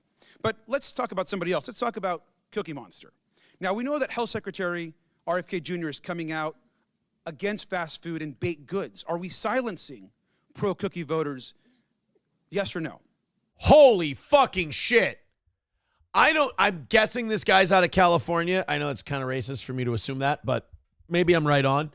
You should be embarrassed if this guy is your congressman. This is, I mean, not even because he's wasting time doing this, but because of also how cripplingly unfunny it is. Jesus. I feel like I'm watching a Dabbleverse podcast. Ms. Kruger. But cookies are a sometime food. Well, thank you. And now, I agree. Lying bitch, that's all he fucking eats. Watch me get passionate. Like, I'm going to get passionate about it. I'm like, she's lying, Congressman. She's a fucking liar. That guy, all he ever eats is cookies. How that motherfucker doesn't have diabetes after these last 40 years, I have no fucking clue. But she is obfuscating the truth from the American people. I'm getting thrown out of the hearing about Cookie Monster, aren't I? Shit. Agree with you. And let's also talk about the most important, maybe, character on Sesame Street. This is actually... Yeah, the big Asian scare. Fucking bird flu spreading motherfucker. Oh, sorry. Bird. Now, Ms. Kruger, since Elon Musk actually fired USDA workers who have been working on the bird flu, does it make sense to also... Oh, working on the bird flu. You mean the people who murdered a bunch of chickens before Trump took office and sent egg prices to $6 a dozen? Yeah, it's too bad we won't have more of those guys around. Fire Big Bird. Yes or no? We would like to keep Big Bird. I completely agree with you. And now it gets even worse. Now, this is actually a tweet. Oh, my God. That Big Bird actually sent out about the COVID-19 vaccine. No, he didn't. Big Bird isn't fucking real. I'm getting mad at the Sesame Street guy. Look, I understand, and my heart feels like it's going to fucking rupture. There's a lot of people watching this show right now going, fucking turn on steel toe, dude. I think he's going to die of a heart attack. I'm not vaccinated. Big Bird sent out this tweet. No, he didn't. No, but you can imagine what it would be like if he did. Encouraging folks to actually get their vaccination, which, of course, we believe in vaccines. Now, perhaps the reason why we're having this hearing is because our chairwoman, Ms. Green, has actually said some really negative things about getting vaccinations. Who, Marjorie Taylor Greene? She ran this? How are you in a committee with Marjorie Taylor Greene and you look like the retard? Congratulations, Mr. Garcia. Like, this is kind of how I feel. Like, again, this is how I feel when I get crazy texts or there's like podcasts about me. I look and I go, never did anything to these people, but boy, are they walking L machines. Like, I feel like if I'm Marjorie Taylor Greene and people are shitting on me, I just point at this guy and I go, I'm pretty sure I'm fine here. And that perhaps is why we are here. And so we support Big Bird being pro-vaccine and promoting vaccines across I'd laugh my ass off if Big Bird dropped dead from myocarditis while this happened. this country. Now, I will admit, though, the extreme liberal agenda that you're all pushing, I think, doesn't stop there. This, of course, is Bert and Ernie. Now, these... Close big. Wait, let me guess. They're gay. Wow, groundbreaking shit from fucking Congressman Churro. two guys actually live together. They're friends. They're supportive of each other. Bum ba dum ba dum bum ba dum bum ba dum. Sorry. Now, that might be triggering to our chairwoman and some on this committee, and perhaps that's also why we're here today. It'd be funny if she went, I'd like to reclaim part of my time and just go on record as saying, yes, gays are gross. Thank you. I yield my time. Yes, Mr. Garcia, since you mentioned me, I'd just like to say, I think those queers should separate. Ms. Kerger, an important question. Are Bert and Ernie part of an extreme homosexual agenda? Fuck yeah. Don't you lie, bitch. Don't you lie. Bert and Ernie. No. Oh, you fuck. Guys, you don't see the conspiracy at work here? Thank you, Ms. Kerger, and thank you for being a good sport. Now, I'm obviously using some humor here. What? Wait, hold on. Time out. Anyone pick up on it? Anyone seeing the humor? And I'm glad you told me now. But the fact that we're sitting here today talking about defunding public television is actually not funny. At a time where we can't agree. I think it's fucking hilarious. I think we should put Elmo to death on live television. I think we should get, you know, those Palestinian cartoons where they dress Mickey Mouse up and he just talks about, like, from the river to the sea, Palestine will be free. It would be great if we could just get those guys. We could contract them for 1 week to shoot a series of episodes where they just go around beheading all of the Sesame Street characters while we defund PBS. That would be a great... Dude, tell me that wouldn't be one of the greatest series finales of all time. Fuck Breaking Bad. We can even end it with Baby Blue. Agree on basic facts. Especially when they behead Cookie Monster and Grover. And while the free press is under attack, we need public media like PBS and NPR more than ever. Yes, we do. We definitely need NPR because you know what I like about NPR is they've never shown a political agenda. And that's definitely something we need to take people's hard-earned tax dollars and spend money on is a fair and balanced news organization that doesn't have a hiring or news reporting agenda like NPR. Majority of Americans say they trust PBS. And that's exactly what... We also did a study, and I don't know if you guys saw the results. The majority of Americans are also, says right here, mentally retarded. Thought since we're bringing up statistics that we saw today, I just thought I'd bring up mine. Why extremists are trying to tear it down. Public broadcasting is a tool for education, for emergencies, and a cherished part of our national fabric. We get huge my phone gives me Amber Alerts. It's fine. Benefits from a tiny... Usually says 450-pound man from Las Vegas, last seen with 9-year-old girl. And it's like, God damn it, again? Would you fucking stop? Federal investment. The majority, and our chairwoman... They always find her dumped off at a McDonald's totally fine because he needed the passenger seat for all the food he ordered. ...should drop this attempt to silence media voices they don't like. So the message, I think, today is very, very simple. If we're going to get rid of any puppeteers... we should get rid of the one that's actually controlling Donald Trump. Oh, shit. Time to set a Tesla dealership on fire, bro. Oh, wait, that's not what he's saying? Oh, I'm sorry. I don't know. It's hard to tell nowadays what they're trying to say. We live in such confusing times. Such confusing times. Dead Game says, you know, that actually checks out. I see many a retard daily. I'll start counting and get a ratio. That would be helpful. That would help. Leia says, I want to defund MTG. She's disgusting. That's what I mean. Like, how is it that you're, like I said, you're in a committee with Marjorie Taylor Greene and you're the dumbest motherfucker in the room? That's, like I said, it's impressive. It's impressive. 09 Canyon apologizing, saying to Dead Game, who said he's going to start researching retards, says, I'm sorry, I have to go outside to get some sunshine each day. Well, look, don't let him stop you. It's a man doing his job. That's all it is. Papa Shab says there's a retard on my phone screen right now. Oh, can you tell him I said hi? Tell the retard on your phone I said hello.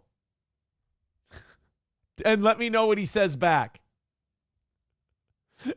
SP sends me $2 and says, why is Amber sending you alerts? It's just beehole pics. That's all it is. It's just beehole pics, honey. Don't worry about it. It's just, the ones you don't like sending because you said you found them tawdry and uncouth. Amber's a freak with a really weird butthole. I told her my name was Harry Sisson and that we should save the rainforest, and she was fucking all over it. It's crazy. All right, guys. 125 away from today. Keep going. This is the last evening show of the week, and if we can knock out this last goal, we've had a perfect week of evening shows, and it has been, I think, like 3 weeks since you guys have even needed that last 5 minutes. Now, we do have 25 minutes till we get to that part, so we might need it tonight, but I still have a great feeling about where things are going. 125 is the number. Throw in a couple of bucks. It all adds up. I appreciate it. We're doing well, guys. I got to say, we are doing well, and I'm very happy, and I'm very thankful, and I appreciate you guys. Hey, remember when we said 23andMe was filing for bankruptcy? And they didn't know, like, nobody knows what the fuck to do with their 23andMe account, because now you have this company that, like, you sent your DNA to, and now they've traced your entire genetic line, and they have every piece of information from a little swab of spit. They have everything they could ever need on you, and now that company is going under and will probably have to be sold. So, like, if I'm a Chinese company right now, I'm buying. I don't give a shit. I don't care how many shell companies I have to buy. I don't care how much I have to hide it. If I'm a Chinese connected company, I am buying 23andMe as quickly as humanly possible. And this is the short-sighted problem of sending strangers your entire world. I was really rattled this morning, very early, when I read that that your savings account had taken a $14 drop. It's really had him sweating. 23andMe is going bankrupt and they are selling it. And now the question, who's buying it? And what nobody you need to worry about. What are they doing with this information? Yeah, and they put out a statement that makes giving us all cancer. That's what they're going to do. Release it. Like in Batman Begins, they're going to use the sewer system to give us all cancer. Makes you wonder and worry even more. Basically, they're saying if we are involved in a bankruptcy, merger, acquisition, reorganization, or sale of assets, your personal information may be accessed, sold, or transferred as part of that transaction. So, in other words, it's definitely being accessed, sold, or transferred as part of that transaction. Trucker 18-wheeler with $1 says, please do NPR voice. I mean, let's knock down that goal a little more, buddy. Come on. So basically, they have the information that tells everything about you that could go to anybody to use in any way. All right. And what I'm thinking about is exactly what is that information? I'm panicked, but I'm not sure why I'm panicked and what information is it that compromises everybody. So Jeffrey Fowler is a reporter, a columnist for the Washington Post. He is the tech writer, and he is joining us. Wow, with his I voted sticker and his Democracy Dies in Darkness t-shirt. I bet you this guy's a hoot at parties. Right now, Jeffrey, welcome to TMZ Live. Hey, thanks for having me. I'm happy to help you panic appropriately. That's right, and I did my 23andMe swab right from my asshole because I heard it's more accurate and it feels better. It's not why we brought you here, sir, but thank you very much for being on the program. Why am I panicked? Because your DNA is something you're stuck with for the rest of your life. It's not like a password that you can change. You're stuck with it for the rest of his life. When he told his dad his sexuality, his dad told him the same thing. Well, you're stuck with those genetics for the rest of your life. And so you need to protect it. So my advice to you and to everybody else out there, whoever did 23andMe, is go in and tell them to delete it now. Yeah, and What? in your article. Oh, yeah, and you know what they'll do? They'll go, oh, yeah, totally. We'll get right on that. While we're in the middle of bankruptcy and selling and firing people, yeah, let me just go in and just take you are Fowler. Okay, let's go through the Fs. Should only be about 3 million of you. And yeah, we'll take care of that right away. No, don't wait here. We got it. Trust us. You lay out how to do that. What's the basic way to do that? Well, first of all, you say please. You have to get to log into their website, which has been actually a little difficult, I have to say, in the last day, because so many people are rushing to go in and delete their DNA. But once you log in, what happens when those like ass cancer places close down and start declaring bankruptcy? There's a lot of people that have your shit stains because it's like colon. Remember the colon cancer in a box, people? You wipe your butthole and you send it in and they check you for cancer. Boy, I really hope I didn't just dream that one up because otherwise this show took a really weird turn tonight. Sorry. I think there's a place where you put fecal matter in a box, isn't it? It's called high school. Then you set the box on fire outside an elderly couple's front door. I think that's what I was thinking of. you're going to go over to the settings, and actually I've got step-by-step instructions in the post, so you should check that out. It's not too hard. Honestly, once you're in, it only took me about a minute, but you do have to go in and ask them to do it. Otherwise, they have every legal right to sell it to somebody else. Okay, but how do you know? So you're positive, you just trust them. Like I said, that in the midst of all this, they're just going to delete all your shit. Like, I'm sorry. I don't buy it. I don't buy it. Sanford's son with $20 says, why were you holding out on us? There's a shitload more photos than those two. Oh, no. You found more teacher pictures? God damn it. Why are you doing this to us, Sanford's son?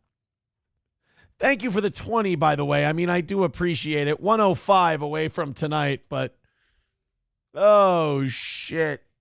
Badam with $5 says Vance and Eric Trump for president, vice president, 2028. Thank you, Vadam, for not including the Jews in that. I mean, in a negative way. Dead Game with $2 says you sent your DNA to who? What a mark, right? I didn't do the asshole thing. I don't do the asshole thing. Blukey says, I sent poop to 23andMe. I'm still waiting for my results. Oh, no. Blukey, don't. Oh, somebody got confused. That would be weird if you wiped your ass, put it in a box, and sent it to 23andMe. We're like, what did we fucking do to this guy to make him so upset? In the box, there's a note that says, you want to check me for cancer, bro? It's like, I don't think. We keep getting these shit boxes. What's the deal? I don't understand. Dead Game says, you're right, Aaron. Light the old farts box. They stomp their own shit. It's not what I meant by box and all that, but I'm just counting down the days until the Chinese Communist Party buys all our DNA. I don't believe for a second that they're going to protect any of that. Trucker 18-wheeler, thank you for the $1. Here you go. Remember that when you do wipe your ass and you put it in the box, that you are trusting the contents of your skid marks to the Chinese Communist Party, and they will be checking you for anus cancer. This is Terry Gross with Fresh Air for National Public Radio. There, I gave him what he wanted.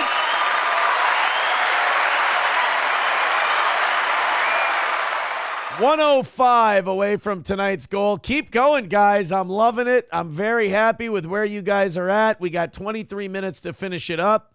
Let's knock out that last 105 and call it another win for the toe. Sanford's son with $5 says, rally up, fellas. Pay him more than $50 to not show the photos.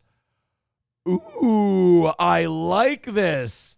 All right, Sanford's son wants us to show the Scream mask gangbang teacher photos.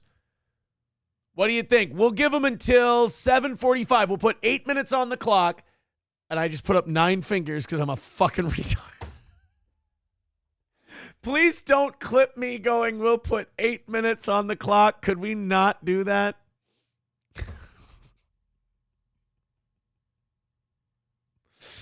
Oh, shit. So what Sanford's son is saying is, if you guys get under $50 in the next 7 minutes, this many, then I won't show the photos. But if at 7:45 we are not under $50, this is the Sanford Son Challenge, we're going to show the photos. Let me just look at them real quick first. Oh, God. Oh, no. Oh, why don't you, tell you what, why don't you guys get within $50 and we don't have to do all 19 of these pictures? 19 pictures, by the way. I'm just letting you know. 19 pictures is what you're dealing with. $100 away from tonight's goal. Sanford Son says, you get to 50 and I don't show him. You don't get to 50, I got to honor his $20 wish and show those photos. Ugh. All right, let's go into a little more. We got a bunch more stuff. Oh, Ryobi actually sent me this next story. Oh, the kid who got... Dude, hockey is a brutal sport, no matter what age. It is just a dastardly fucking thing, man. Those hockey players, I'll give them this, man. They are a different breed. Total different breed.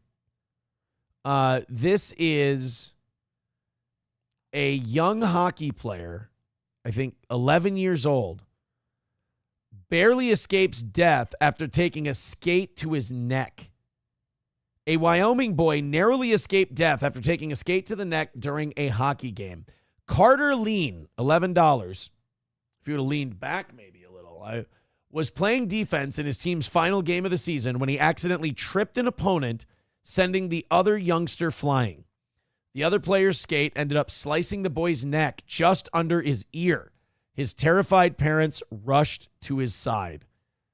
You hear about these things happening, but you don't think it could ever happen to you, said Carter's mom. It's every parent's worst nightmare. It was heartbreaking. He kept telling me, I'm so scared, I don't know what to do.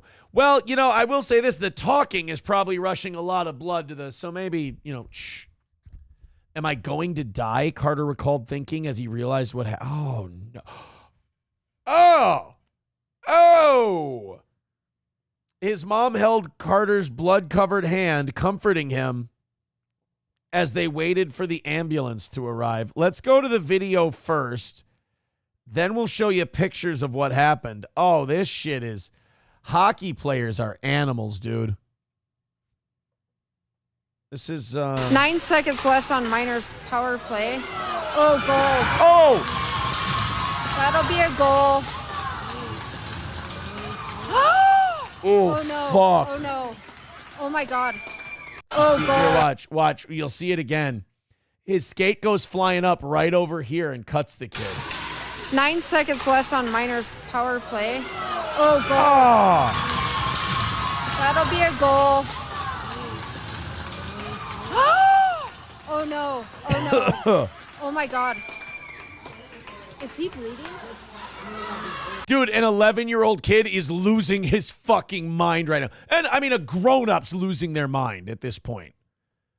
But an 11-year-old, that's a chicken with their head cut off situation. Oh, my God.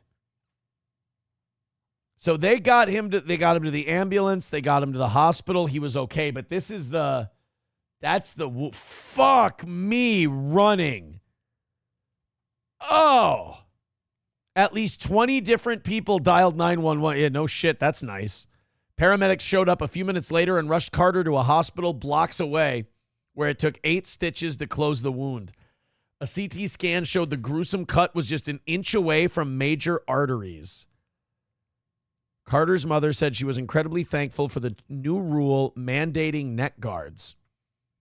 They credited the neck guard her son was wearing with saving his son's life. Just fucking play the game in chainmail at this point. The doctor said if the neck guard wasn't there, the skate would have gone to his jugular. We'd be telling a very different story. Yep. Look for those to be mandatory in every single youth hockey league forever and ever. Like nobody's going to fuck around with that. Holy shit. That's like, if you play hockey, I wonder if you even think about that. I wonder if that's even like a worry of yours, where it's one of those things where you don't think about it until they happen. Vidam with $5 says, Aaron, do a read for an advertisement in that sexy radio guy voice that the ladies go wild over. No, did I ever tell you guys what happened with the Rumble reads last week? I did one in radio guy voice, and they didn't pay us for it. I mean, it was like $17, whatever, but I thought that was funny that I goofed around a little, and they said, nope, we're not paying you. Now, I'm not like Mersh. I don't threaten to fucking sick the CIA on them, for Christ's sake, over a live read, but I thought that was kind of silly. Vidam says that's becoming more common. Skates are sharp. Yeah. Oh, yeah. Who can forget the Malarchik when he was just fucking leaking all over the ice? Taste Fairy says hockey is a rough sport. Johnny played hockey in school, and he can't even walk anymore. That is one lucky kid, dude. Not Johnny. He's not lucky at all. But the kid in that hockey game, man, that is a lucky, lucky kid that he made it out of that. And those neck guards, every parent of a hockey player, I don't care how tough they say hockey players are, every parent of a hockey player, if they saw this story, before that kid goes out on the ice, every mom is fucking, slapping a collar on those kids. And that, that's really responsible for hockey parents because they all get fucked up in the parking lot before the games. Do you know about that? I knew somebody who had a kid who played hockey. And they said, yeah, we just go out in the parking lot and drink before games. Then we just go up there and watch youth hockey all fucked up. Like, what? The whole sport, man, whether it's the players or the fans, they're just a different sort. Power Windows says, was the kid that sliced him black? For God's sake. No, it was hockey. Kloppogram says, Aaron, do the Bonnie Blue story. Do me a favor, Kloppo. Send me a link. I know you probably sent it earlier. I just missed it. My bad. Send me the link to that story, and hopefully we get overtime tonight, and we can do that story. I'd love to. $95 away from tonight's goal. I got bad news, guys. $95 away from tonight's goal. Sanford's son says if you got within 50, I didn't have to show the gangbang teacher pictures. You guys did not get within $50. I'm sorry. So here we go. Let's Brittany Fortenberry. More like Brittany Fort, am I right? Here we go. This is the teacher that made the kids bang her with the Scream mask on. There's your girl.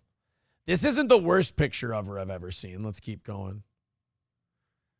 I mean, look, I probably have, but it's rare to see someone who literally only has their tits going for them.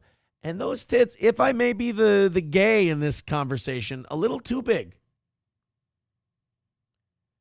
Like, not bad. Like, these are gross. Like, the tattoos are fucking gross.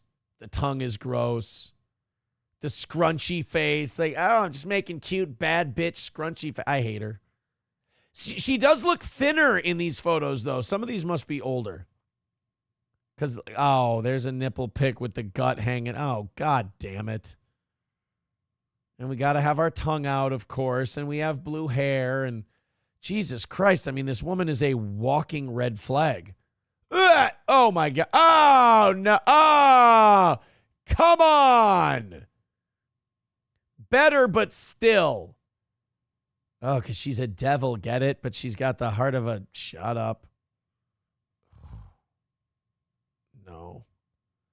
And then you consider what a fucking creep she is on top of that, and the Scream mask and everything else. Thanks a lot, buddy. Thanks a lot. Appreciate it. Blukey writes, Mom? Oh, fuck. I hope not, dude. I hope not. Yeah, you know what? Temple of Jared nailed it. Beth Chapman tits. Yes. She's got Dog the Bounty Hunter's wife tits. Is what she's got. Dead Game says, I'd pass. Is that so wrong? No, I think that's the right call. I think that's a pass. All day, all night. That is a pass kind of situation. All right, boys and girls, we got about 8 minutes until it's time to rattle the cans. I don't even consider the possibility that the evening crowd could miss. So I'm assuming you guys are going to line up in the Streamlabs, PayPal, Venmo, Super Chats, Rumble Rants, subscriptions, memberships, and the whole thing. And we'll knock this thing out in no time. $95 away. Last one of the week. Let's do it. We've got another one in here. Oh, shit. I must have clicked on an ad. I did. Yay. Oh, the guy from Impractical Jokers. Joe Gatto. Remember the one earlier this week? There was a 19-year-old fan, or she was 19 at the time, and she slid into his DMs on Instagram. She's like, "It was so nice to meet you and get a picture." And I've never been to a comedy show before. I'm so excited to go to yours. And he's like, "Do you want to come up to my hotel room afterwards?" Oh my God, I totally do. He's like, "All right, we can hang out and drink together." And it's like, we all know where this is going. Like, the messages came out. And then years later, like 3-4 years later, she's like, "Oh, yeah, she probably saw an article about all the other people who like, because wasn't he the one who fucked one of his coworkers and he had to quit Impractical Jokers?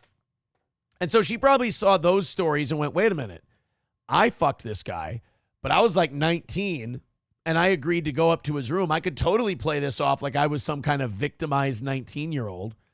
And she's cashing in. So now Joe Gatto, I think this is a mistake. Unless he really does have a problem, I think this is a mistake because this makes you look like you did something wrong, which other than being a cheating douchebag, Joe Gatto is seeking professional help in the aftermath of several women blasting him for alleged inappropriate behavior. Well, it's the blasting that got him in trouble in the first place.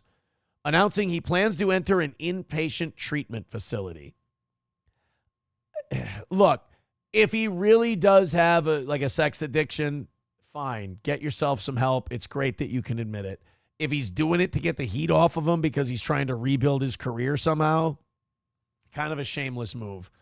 In a statement obtained by TMZ, Joe's letting fans know he's entering the facility to continue working on himself.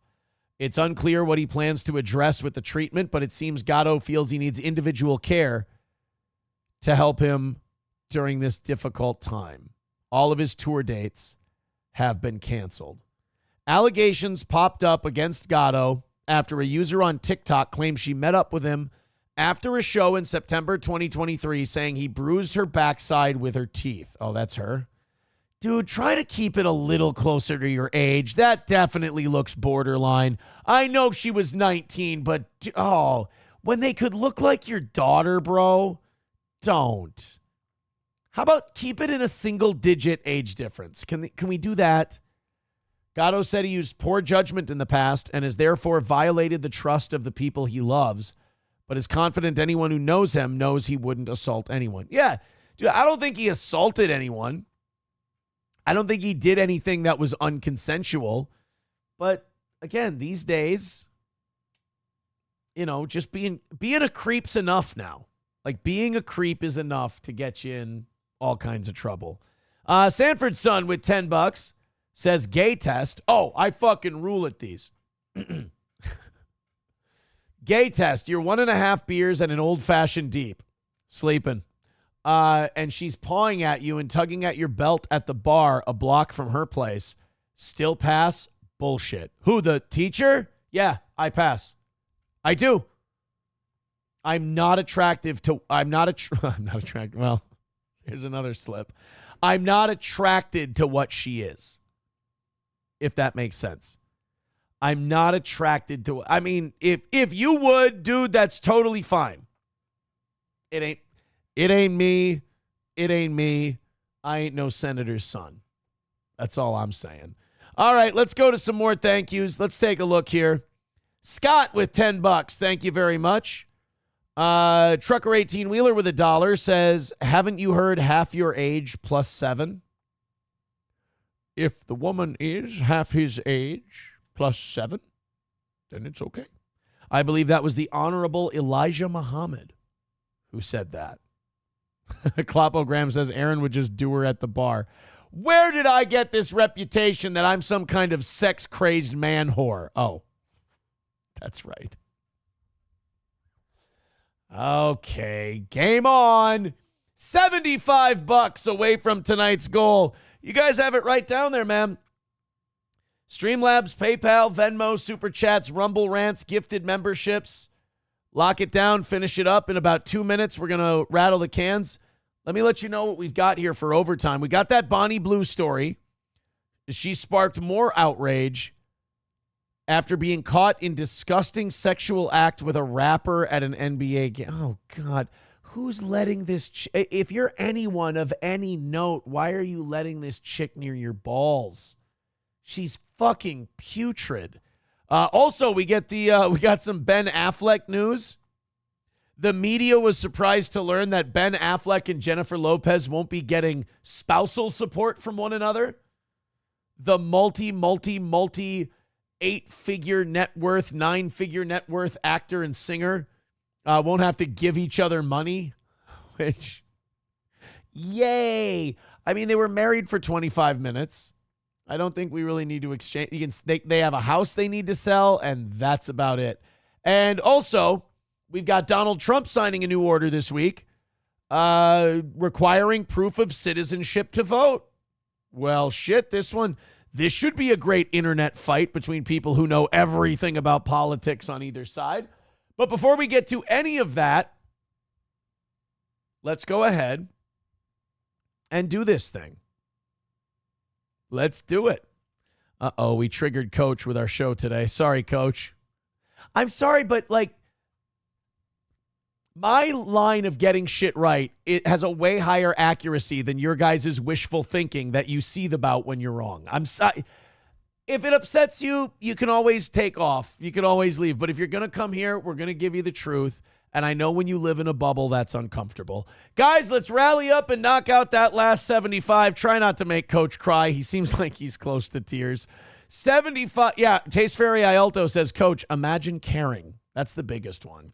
$75 away from today's show, away from today's goal, and 30 minutes of overtime on the line. We are perfect. We knocked out that 60 from Monday on this morning's show.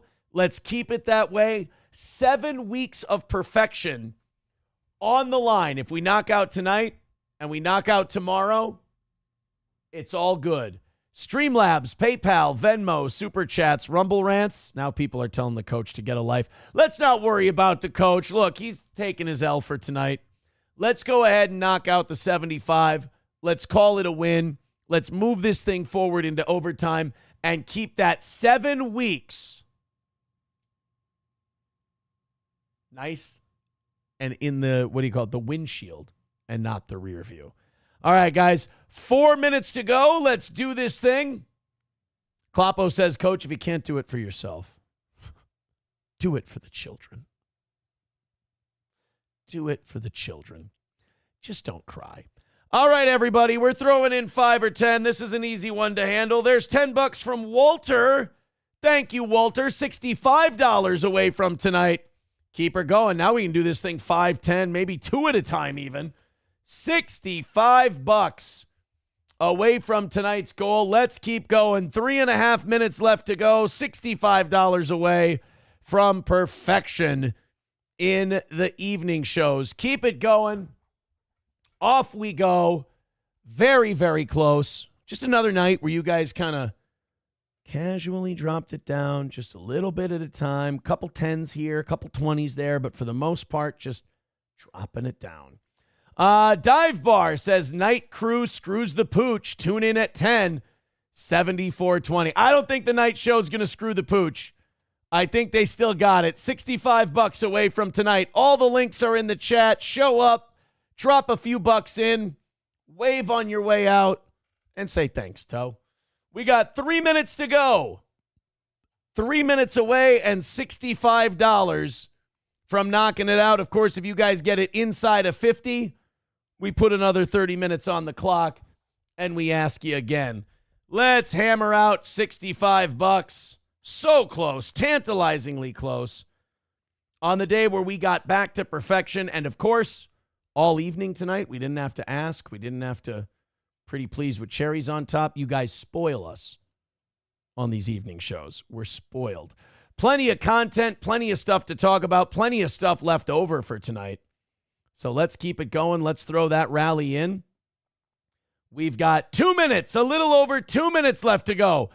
No MSO. We're not celebrating yet. Somebody drops in 20 and we've already bought ourselves a little extra time. So let's just, it's coming. It's coming. The rally's on its way. They want to hear about all the whores. Alarix with $10. Good to see you, Alarix. $10 coming in from him. That puts us 55 away from tonight. Attaboy. Attaboy. Minute and a half left to go. $55 away from tonight's goal. Keep it going. Hustle up. Throw in a few more. And it's another win for the toe. All right, we got a refresh. And the refresh says, 1-2 skip to my Lou with $10. And the rest I'm supposed to read to myself. And I will. $45 away. Let's finish it up. Let's finish it up. $45 left. 1 minute. We're officially at the 1 minute mark. 1 minute to go and $45 away. Let's take a look. 20 cents from Jeremy. He says, here's a 20. That's a different kind of 20. Kyle with $25 says, for the goal. $25 coming in. Holy shit. $20 away from tonight. And we've got 35 seconds left to go. Holy shit, they're coming in quicker than I can swipe them here. Oh, my goodness. We've got Adam Simon. Oh, shit. Thank you, Adam. $6. He says, Fag Anonymous, gay dono. I screwed that one up. My bad. So now that puts us 15. That puts us $7 away from tonight's goal. Sanford's son with $10 says, gay test. That teacher will pay you enough goals for a perfect week. Still pass? No, then I'd take it. I mean, then I'm a complete whore, but I'm definitely taking it. McBuster says, Coach kissed Toe's ass. Yeah, I think Coach, he comes in here, he gets burned up pretty regularly, but, you know, he's a good sport. He comes in, he takes his beating, and he'll be back. Again, tonight it was, I literally read text messages, and people fucking got triggered over it. Do not say my name, $10. All right, guys, there it is. Thank you very much. Play the music. Well, not the music. Play the sounder. But I'm afraid I've got some bad news. And there it is, another win for the toe.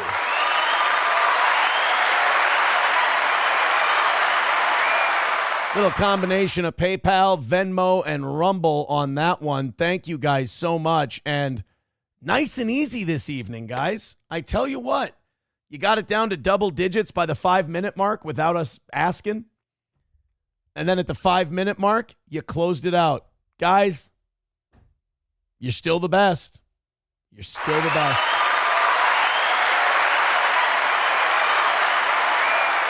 And with the exception of Monday, the morning and the evening shows have been linked. They've done a great job. So, again, thank you guys so much. Let's close it out strong tomorrow morning. And it's another perfect week. 7 in a row. Bonnie Blue. God, I hate Bonnie Blue. I really, really hate Bonnie Blue. Like Kloppo, this is really going to upset me. She's the British hoe bag who fucked, what was it, 1,000 guys? Now, if you don't know, you don't know. That's kind of the way I've always thought about like my girlfriends and in the past is like, if I don't know, I don't know. Like if I don't know what your number is, if I don't know how many people you've been with before me, I don't know. And it's like, do you want to know? I mean, if they're clean, if it feels nice, if it's good, Look, here's what you need to know. You're not the first one. That's it. That's all you need to know. You're not the first one. Are you clean? Does it feel good? Solid. All right. Now we don't need to talk about it because it's just, and girls, same thing. You don't need to know either. You're just going to get your feelings hurt. Ass Packer with $4.99. Love that I get to say that. Thank you very much, buddy. You guys are over for tonight's goal. I appreciate the contributions. So Bonnie Blue is back in the news because she went to a basketball game, and of course she couldn't go to a fucking game without blowing somebody. I know that sounds like what do you call it? Like an overstatement. But no, literally, she can't go to a basketball game without blowing somebody. She's an OnlyFans star. She fucks a bunch of dudes. That's her whole gimmick. She talks about it openly. How are you ever going to have... Like, you talk about short-sighted thinking. Nobody of value is going to want to be with you. It's just going to be guys you can either walk over, cheat on, fuck over, and manipulate. Or it's going to be guys who they're going to cheat on and fuck with you. It's not going to be stable. The British porn star was in Florida last week where she linked up with American rapper Lil Mabu, creating various pieces of controversial content for both of their sizable social media followings. Fucking hell. Fantastic, and clearly their coach has his head in the game. Here's the clip. Here's a clip. Mabu and Bonnie Blue. Okay, you could hear the crowd. Will they make the free? Oh, jeez. So, she did a fake blowjob courtside. Oh, isn't that good? See, because all I have to offer the world is I'm holes. That's all I'm just holes. I'm a Shia LaBeouf movie. I'm holes. That's it. Dig away at me. Dig away at me, boys. That's all I'm good for. Wait, before you do that though, did you not think I'd be able to get the 10 Over 55, Duncan Robinson is second.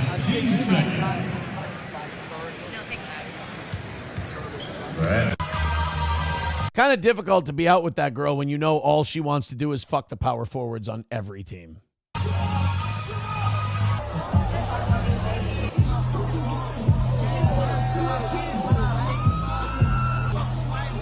Bro, you know her pH is fucked, right? Just letting you know.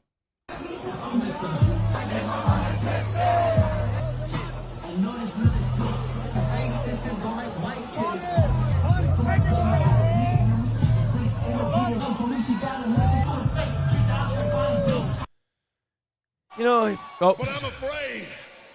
That's the message they give to her father before they tell him what his daughter's doing for a living. I was thinking about that, like during that whole video. I'm like, imagine being her dad. Just, ugh. Kloppo says the FBI are after her now. I'll check that out.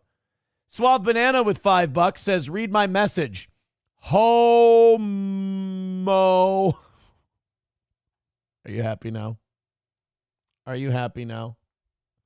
End of Silence says, anyone paying for OnlyFans is a chump loser. Seriously, dude, there are 6 billion pussies in the world. Go fuck one. I mean, 1 billion of them are Bonnie Blue. Yeah, there's 4. Then Dive Bar fact checked him. He goes, there's actually 4.01 billion women according to Google. Like, there's something about a girl just being on the ground like that in front of it. It's like, come on. And that girl is Bonnie Blue, where you're just like, oh, God, we get it. You're a hoe.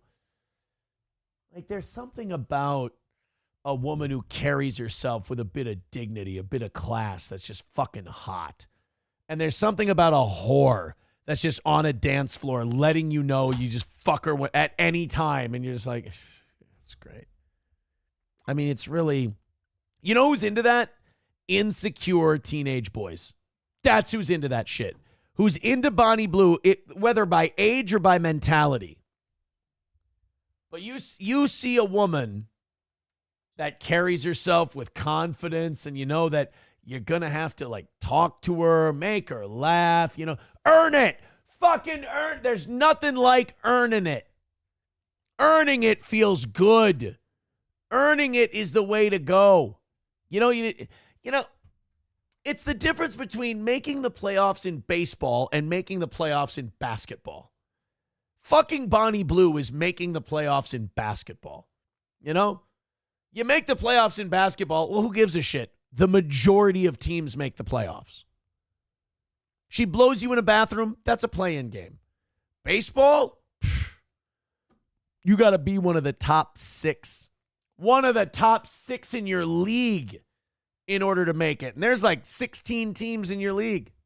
It's a little, that's got a little more gravitas to it. McBuster says, no, 60-year-old fat men with money-making OnlyFans chicks put the kitchen sink in their cooch. It's one way to put it. Klopogram says, Aaron at the bar at the end of the night, she's the only girl, smash or pass. I am in a committed relationship right now, so I would have no problem passing no matter who it was. However, single, am I drunk? Have I been drinking, or am I just at the bar? Because if I'm not drinking, I can say, oh, wait, no. Do I know it's Bonnie Blue? Before I answer this question, because I think you know where the answer's leaning if it's single me. Do I know, if I know it's Bonnie Blue? No, absolutely not. I'd be disgusted with myself. But it's just, you're saying it's just a girl who looks like her. End of the night, I went out looking to get laid. And that's staring you right in the face. Okay, I'm not going to. Yeah, of course I'd say yes. Of course. Because you don't know them. But if it's Bonnie Blue, no. It's just. Ugh. Klopogram says you're drunk and it's Bonnie. No, if I know it's her, absolutely not. Because I know I detest her with every fiber of my being. I would yell at my dick if it got hard. I'd punch it. And I'd yell, you're bad. You're awful. And if I start doing that, she's not going to fuck me anyway. She's like, I was going to have sex with that mildly overweight gentleman over there, but he started punching his penis and yelling at it. I felt threatened. I think he's battling his own sexuality. In a way. Yeah, McBuster says, what part of 1,000 loads is hot? If you're the first one, I don't know. I'm not really sure. I'm trying to help. End of Silence says, eventually these broads will go extreme. They will bleep themselves from semen overload, just like Governor Walz did on horse semen. Hey, you be nice. He's a survivor, goddammit. So Bonnie Blue is trying to blow guys at basketball games. Oh, well, here's my big surprised face. There you are. Kloppo says she wants to shout another win for the toe. And another win for the hoe. It would be perfect. Ben Affleck is speaking up about his divorce. Why do they make these guys do this? Why? You know why? Because they have publicists, and the publicists have to justify their living, and they have agents. And, if you're going to have to talk about it, you want to be able to tell the story. And we have a journalist with Variety, and they're very friendly to our camp, and they want access. And, oh, God. So then he's got to talk about, he was in GQ magazine, and they wanted him to talk about his divorce. And I suppose. Was it their second time married or just their second time together? Did they get married the first time around? And this time, correct me if I'm wrong, they made it a couple years, right? They got divorced in 2024, but I think they got married in 22. All right, so they were married for a little over 2 years. And almost 3. The divorce was finalized last month. In Hollywood years, how long is that? 7, 8? Ben Affleck is breaking his silence on all things Jennifer Lopez, stating there was no big scandal or soap opera surrounding their split, and he still has a lot of respect for his ex-wife. He's been divorced, 2 or 3 times now? Look, I ain't trying to fucking judge, obviously, but maybe Ben's just not the Marion type. In a candid GQ interview, Ben described their situation as 2 people just trying to figure out their lives and relationships. Well, look, boys and girls, you're in your 50s. You feel like, hitting the gas pedal on this whole figuring out your lives and relationships thing. I mean, I thought I was late to the game in my mid to late 30s by finally talking to a therapist and going, what the fuck is wrong with me? Then they give you an answer and they give you some shit to work on. And you're like, oh, turns out I can fix a lot of this shit by just being honest with myself and saying I do it. Crazy how that works. Sorry, guys. The water's really stiff tonight. Did a double shot. Whoa. It's your riveting overtime content. Did I see a clip that somebody put out there that Chad Zumock got called by a debt collector live on the air? Is that real? I saw something on Twitter today that Chad got a call from a debt collector live on his show. That's kind of wild. CJ with $2 says tax e-whoring at 90% to end most of the incentive. Well, no, I don't want to see these women get fleeced by the government because then we got to have an argument over who's the bigger whore, and that's almost impossible. Pizza shit with $4.99 says the dude in a hoodie talking about GQ articles. Classic. You're gay. Thank you. Yeah, dude. I think Kloppo's right. Kloppo's right. Ben Affleck and Matt Damon, that's the couple. They should just stop fighting it. Is Damon married? Because if not, let's just, remember that girl that you were friends with in high school? Oh, God, I'm about to expose myself. And you don't want us exposing ourselves. Remember there would be that girl you joke with in high school back, if we're 40 and we're not married, we should totally marry each other. It's just gay, stupid shit you said. But I feel like Ben and Matt should have made that pact because I agree with Kloppo. They belong together. Matt Damon married. Yep. He got married in 2005. He's got a couple of kids. He's married to Luciana Barazzo. Oh, she's cute. She seems like a nice lady. Been married for 20 years. Sorry, Ben. Tale of two friends. Damon met his Argentine wife, Luciana Bozan. It says Barazzo. While filming Stuck on You in Miami in April 2003. I guess he figured if a woman can love you while you're making Stuck on You, she'll love you through the good times too. They became engaged in September 2005 and married in a private civil ceremony at the Manhattan Marriage Bureau on December 9th, 2005. They have 3 daughters together, born in 2006, 2008, and 2010. Well, good for him. Good for him. What's Matt Damon's real name? I don't think it's Matt Damon. Oh, Matthew Page Damon. Fuck me in the mouth. Good for him. Terrible for Ben. Now what's Ben going to do? Can't marry Casey. That's just weird. Shit. Mad Move says, is it painful for you to read about people who are under 50 and haven't been divorced 2 or more times?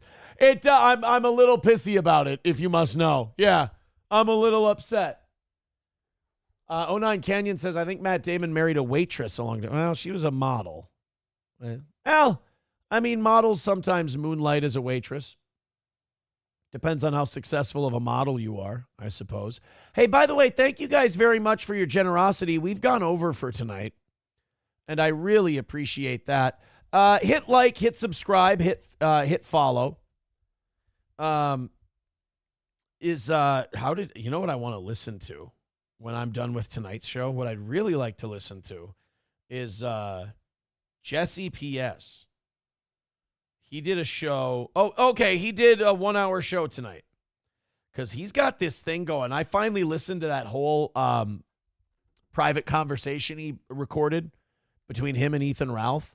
I watched the whole thing of that today. Ethan Ralph gets so fucking unconsciously fucked up during that conversation. I don't know what he took, but he goes from sober when they start talking on the phone to just completely can barely talk. Talking about how people come out of their buttholes and weird shit. I mean, just tragic. Like, I know a lot of people like to laugh at Ethan Ralph. Like, to me, Ethan Ralph is a tragic figure. Like, I don't see a lot of funny in Ethan Ralph. I just see a lot of, and maybe it's because I have kids and I know he has kids, but it's like, fuckhead, get your shit together for them at the very least. But like, listening to that conversation between him and Jesse, I'm not going to lie, it made me want to watch Pod Awful tonight. So I think I'm going to check that out after tonight's show. And I strongly suggest that Jesse's been putting on some very good shows lately. And I know he said he's going to destroy me, him and Ethan. I think that might be on hold for right now. But I don't care. I don't care if Jesse's trying to destroy me. I'm entertained by the program. So as long as the destruction is entertaining, I mean, you got stiff competition. Nobody destroys the toe like the toe, my man. But he's been putting on some very good shows. The Throat Goat stuff with Ethan Van Sciver, the Ethan Ralph stuff, I got to say, it's been appointment broadcasting. Taste Fairy Ialto says he went to Mersh's house last week. Who did? Jesse said that Mersh kicked Ralph off of his show because he got too fucked up. When Mersh is telling you you're too fucked up, that's, as the kids say today, problematic. Donald Trump made a few more moves this week. More executive orders with those really cool, awesome ASMR pens he has. New executive order Tuesday requiring proof of citizenship to vote in federal elections, threatening to yank funding from states that fail to make efforts to secure elections. You know what's really funny about these executive orders is none of these Democratic states or cities want to follow them, but they have to because they've become so dependent on federal government funds. It's like the Democrats are kind of having that Thomas Jefferson quote used against them. The government big enough to give you everything you want is a government big enough to take everything away. They're learning that the hard way because they've never lived in a world where those federal funds are threatened. The thing is, Trump has 100% control over those federal funds once they become in his cabinet, in these different departments. He's like, look, I do have the ability to take executive orders and readjust where congressionally passed money that hasn't been specifically appropriated. I can fuck around with that money. And if you don't follow our rules, I can withhold the money until you do comply with what we want. I like that. I like that it's showing. I wish it would prove to Democrats and Republicans, though, that if you want to see this problem go away, because Democrats aren't happy with this, shrink the size of the federal government, shrink what they can do, shrink the subsidies that they can give out there, because then it doesn't give the president as much power to tell you what you can and can't do. Because, Illinois, California, they don't want New Jersey. They don't want these laws where you have to prove your citizenship. That's going to fuck them over in a lot of these elections. But they also desperately need money from the federal government. So you've kind of created this survival loop with the feds where you're like, we don't want to do what you tell us. And we're like, all right, we'll yank your money. You're like, fuck, we need that money. Shit. All right, well, we got to get creative. Now, right now, they're in the talk to the lawyers, go to the, appeal to liberal judges and have them, stall it, overturn it, appeal it, lose, win, go to the Supreme Court, get all this stuff, clearly defined. But eventually, push is going to come to shove, and they're going to have to decide, do we, you can keep not requiring proof of citizenship to vote, but you're going to have to go without those federal funds. And are you willing to do that? I do think you should be allowed. You should be allowed to require people to prove they're here legally before they vote. I mean, to me, that doesn't seem overbearing. That seems like the bare minimum, in my opinion. Clopogram says, will you be in the chat causing trouble? What chat? What chat? What chat will I be in? Not Pod Awful. He's already been on. He's done for the night, I believe. Mersh wasn't being an ass. He just didn't want call-ins. Okay. Crunchy with $20 says, stop being stop being fat. Thanks, Crunchy. I'm in a mood. We need strong men lately. Figure it out. I mean, thanks for the 20. We want the gold, sucker. Hulk Hogan, we coming for you, nigga. Guys, Crunchy's yelling at me and telling me to stop being fat and that we need strong men and I need to figure it out. I feel wounded. I feel like all men in the chat also feel attacked by Crunchy. Crunch, what happened? What's the deal? Stop being fat. I'm in a mood. We need strong men lately. Figure it out. She said, I'm in a mood. We need strong men lately. So something happened. This isn't like hey, I've had this opinion for a long time. Just thought I'd voice it tonight on the show. She's not, and people are saying in the chat, she's not wrong. She's not wrong. She's 1,000% correct. However, I want to know what sparked this. I want to know why tonight she decided that, she came to this epiphany. And then, of course, a woman gives $20 to the show, and Kloppo says Crunchy needs to flash those melons. For God's sake, man. For God's sake. When Miss Tay comes in, and she's very generous with this show, you guys don't start going, you fucking tits, show me your tits. I think this is a blatant lack of respect for the way you see Crunchy. I think you guys have more respect for Miss Tay than you do Crunchy. Because when Miss Tay comes in, she drops 15 or 20 bucks. It's not, yeah, show us your fucking tits, bitch. But when Crunchy comes in and throws 20, it's, where are your fucking boobs? I'm just saying I notice patterns. That's all. Oh, now people are being very mean-spirited. They're saying, get them out, tits, or get the fuck out. Jesus. Kloppo says, Crunchy loves it. What are we, a bunch of fucking construction workers in here all of a sudden? Crunchy, welcome to your strong men. Here they are. Take your pick. Papa Shab says, we need strong men. She must need help moving or some shit. Crunchy, aren't you glad you came by? Aren't you glad? I mean, it's an internet show, and you're looking for strong men. That's like looking for chastity in a whorehouse, sweetheart. All I got are sarcastic perverts in my chat right now. And I'm only looking at half the chat. I only got my eyes on Rumble right now. Blukey, we don't need you to flash the gooch. Thank you for the very generous offer, but we're going to have to pass. Jesus Christ, you guys. Temple of Jared says, no such thing as a strong woman, only weak men. Aw, shit, Crunchy.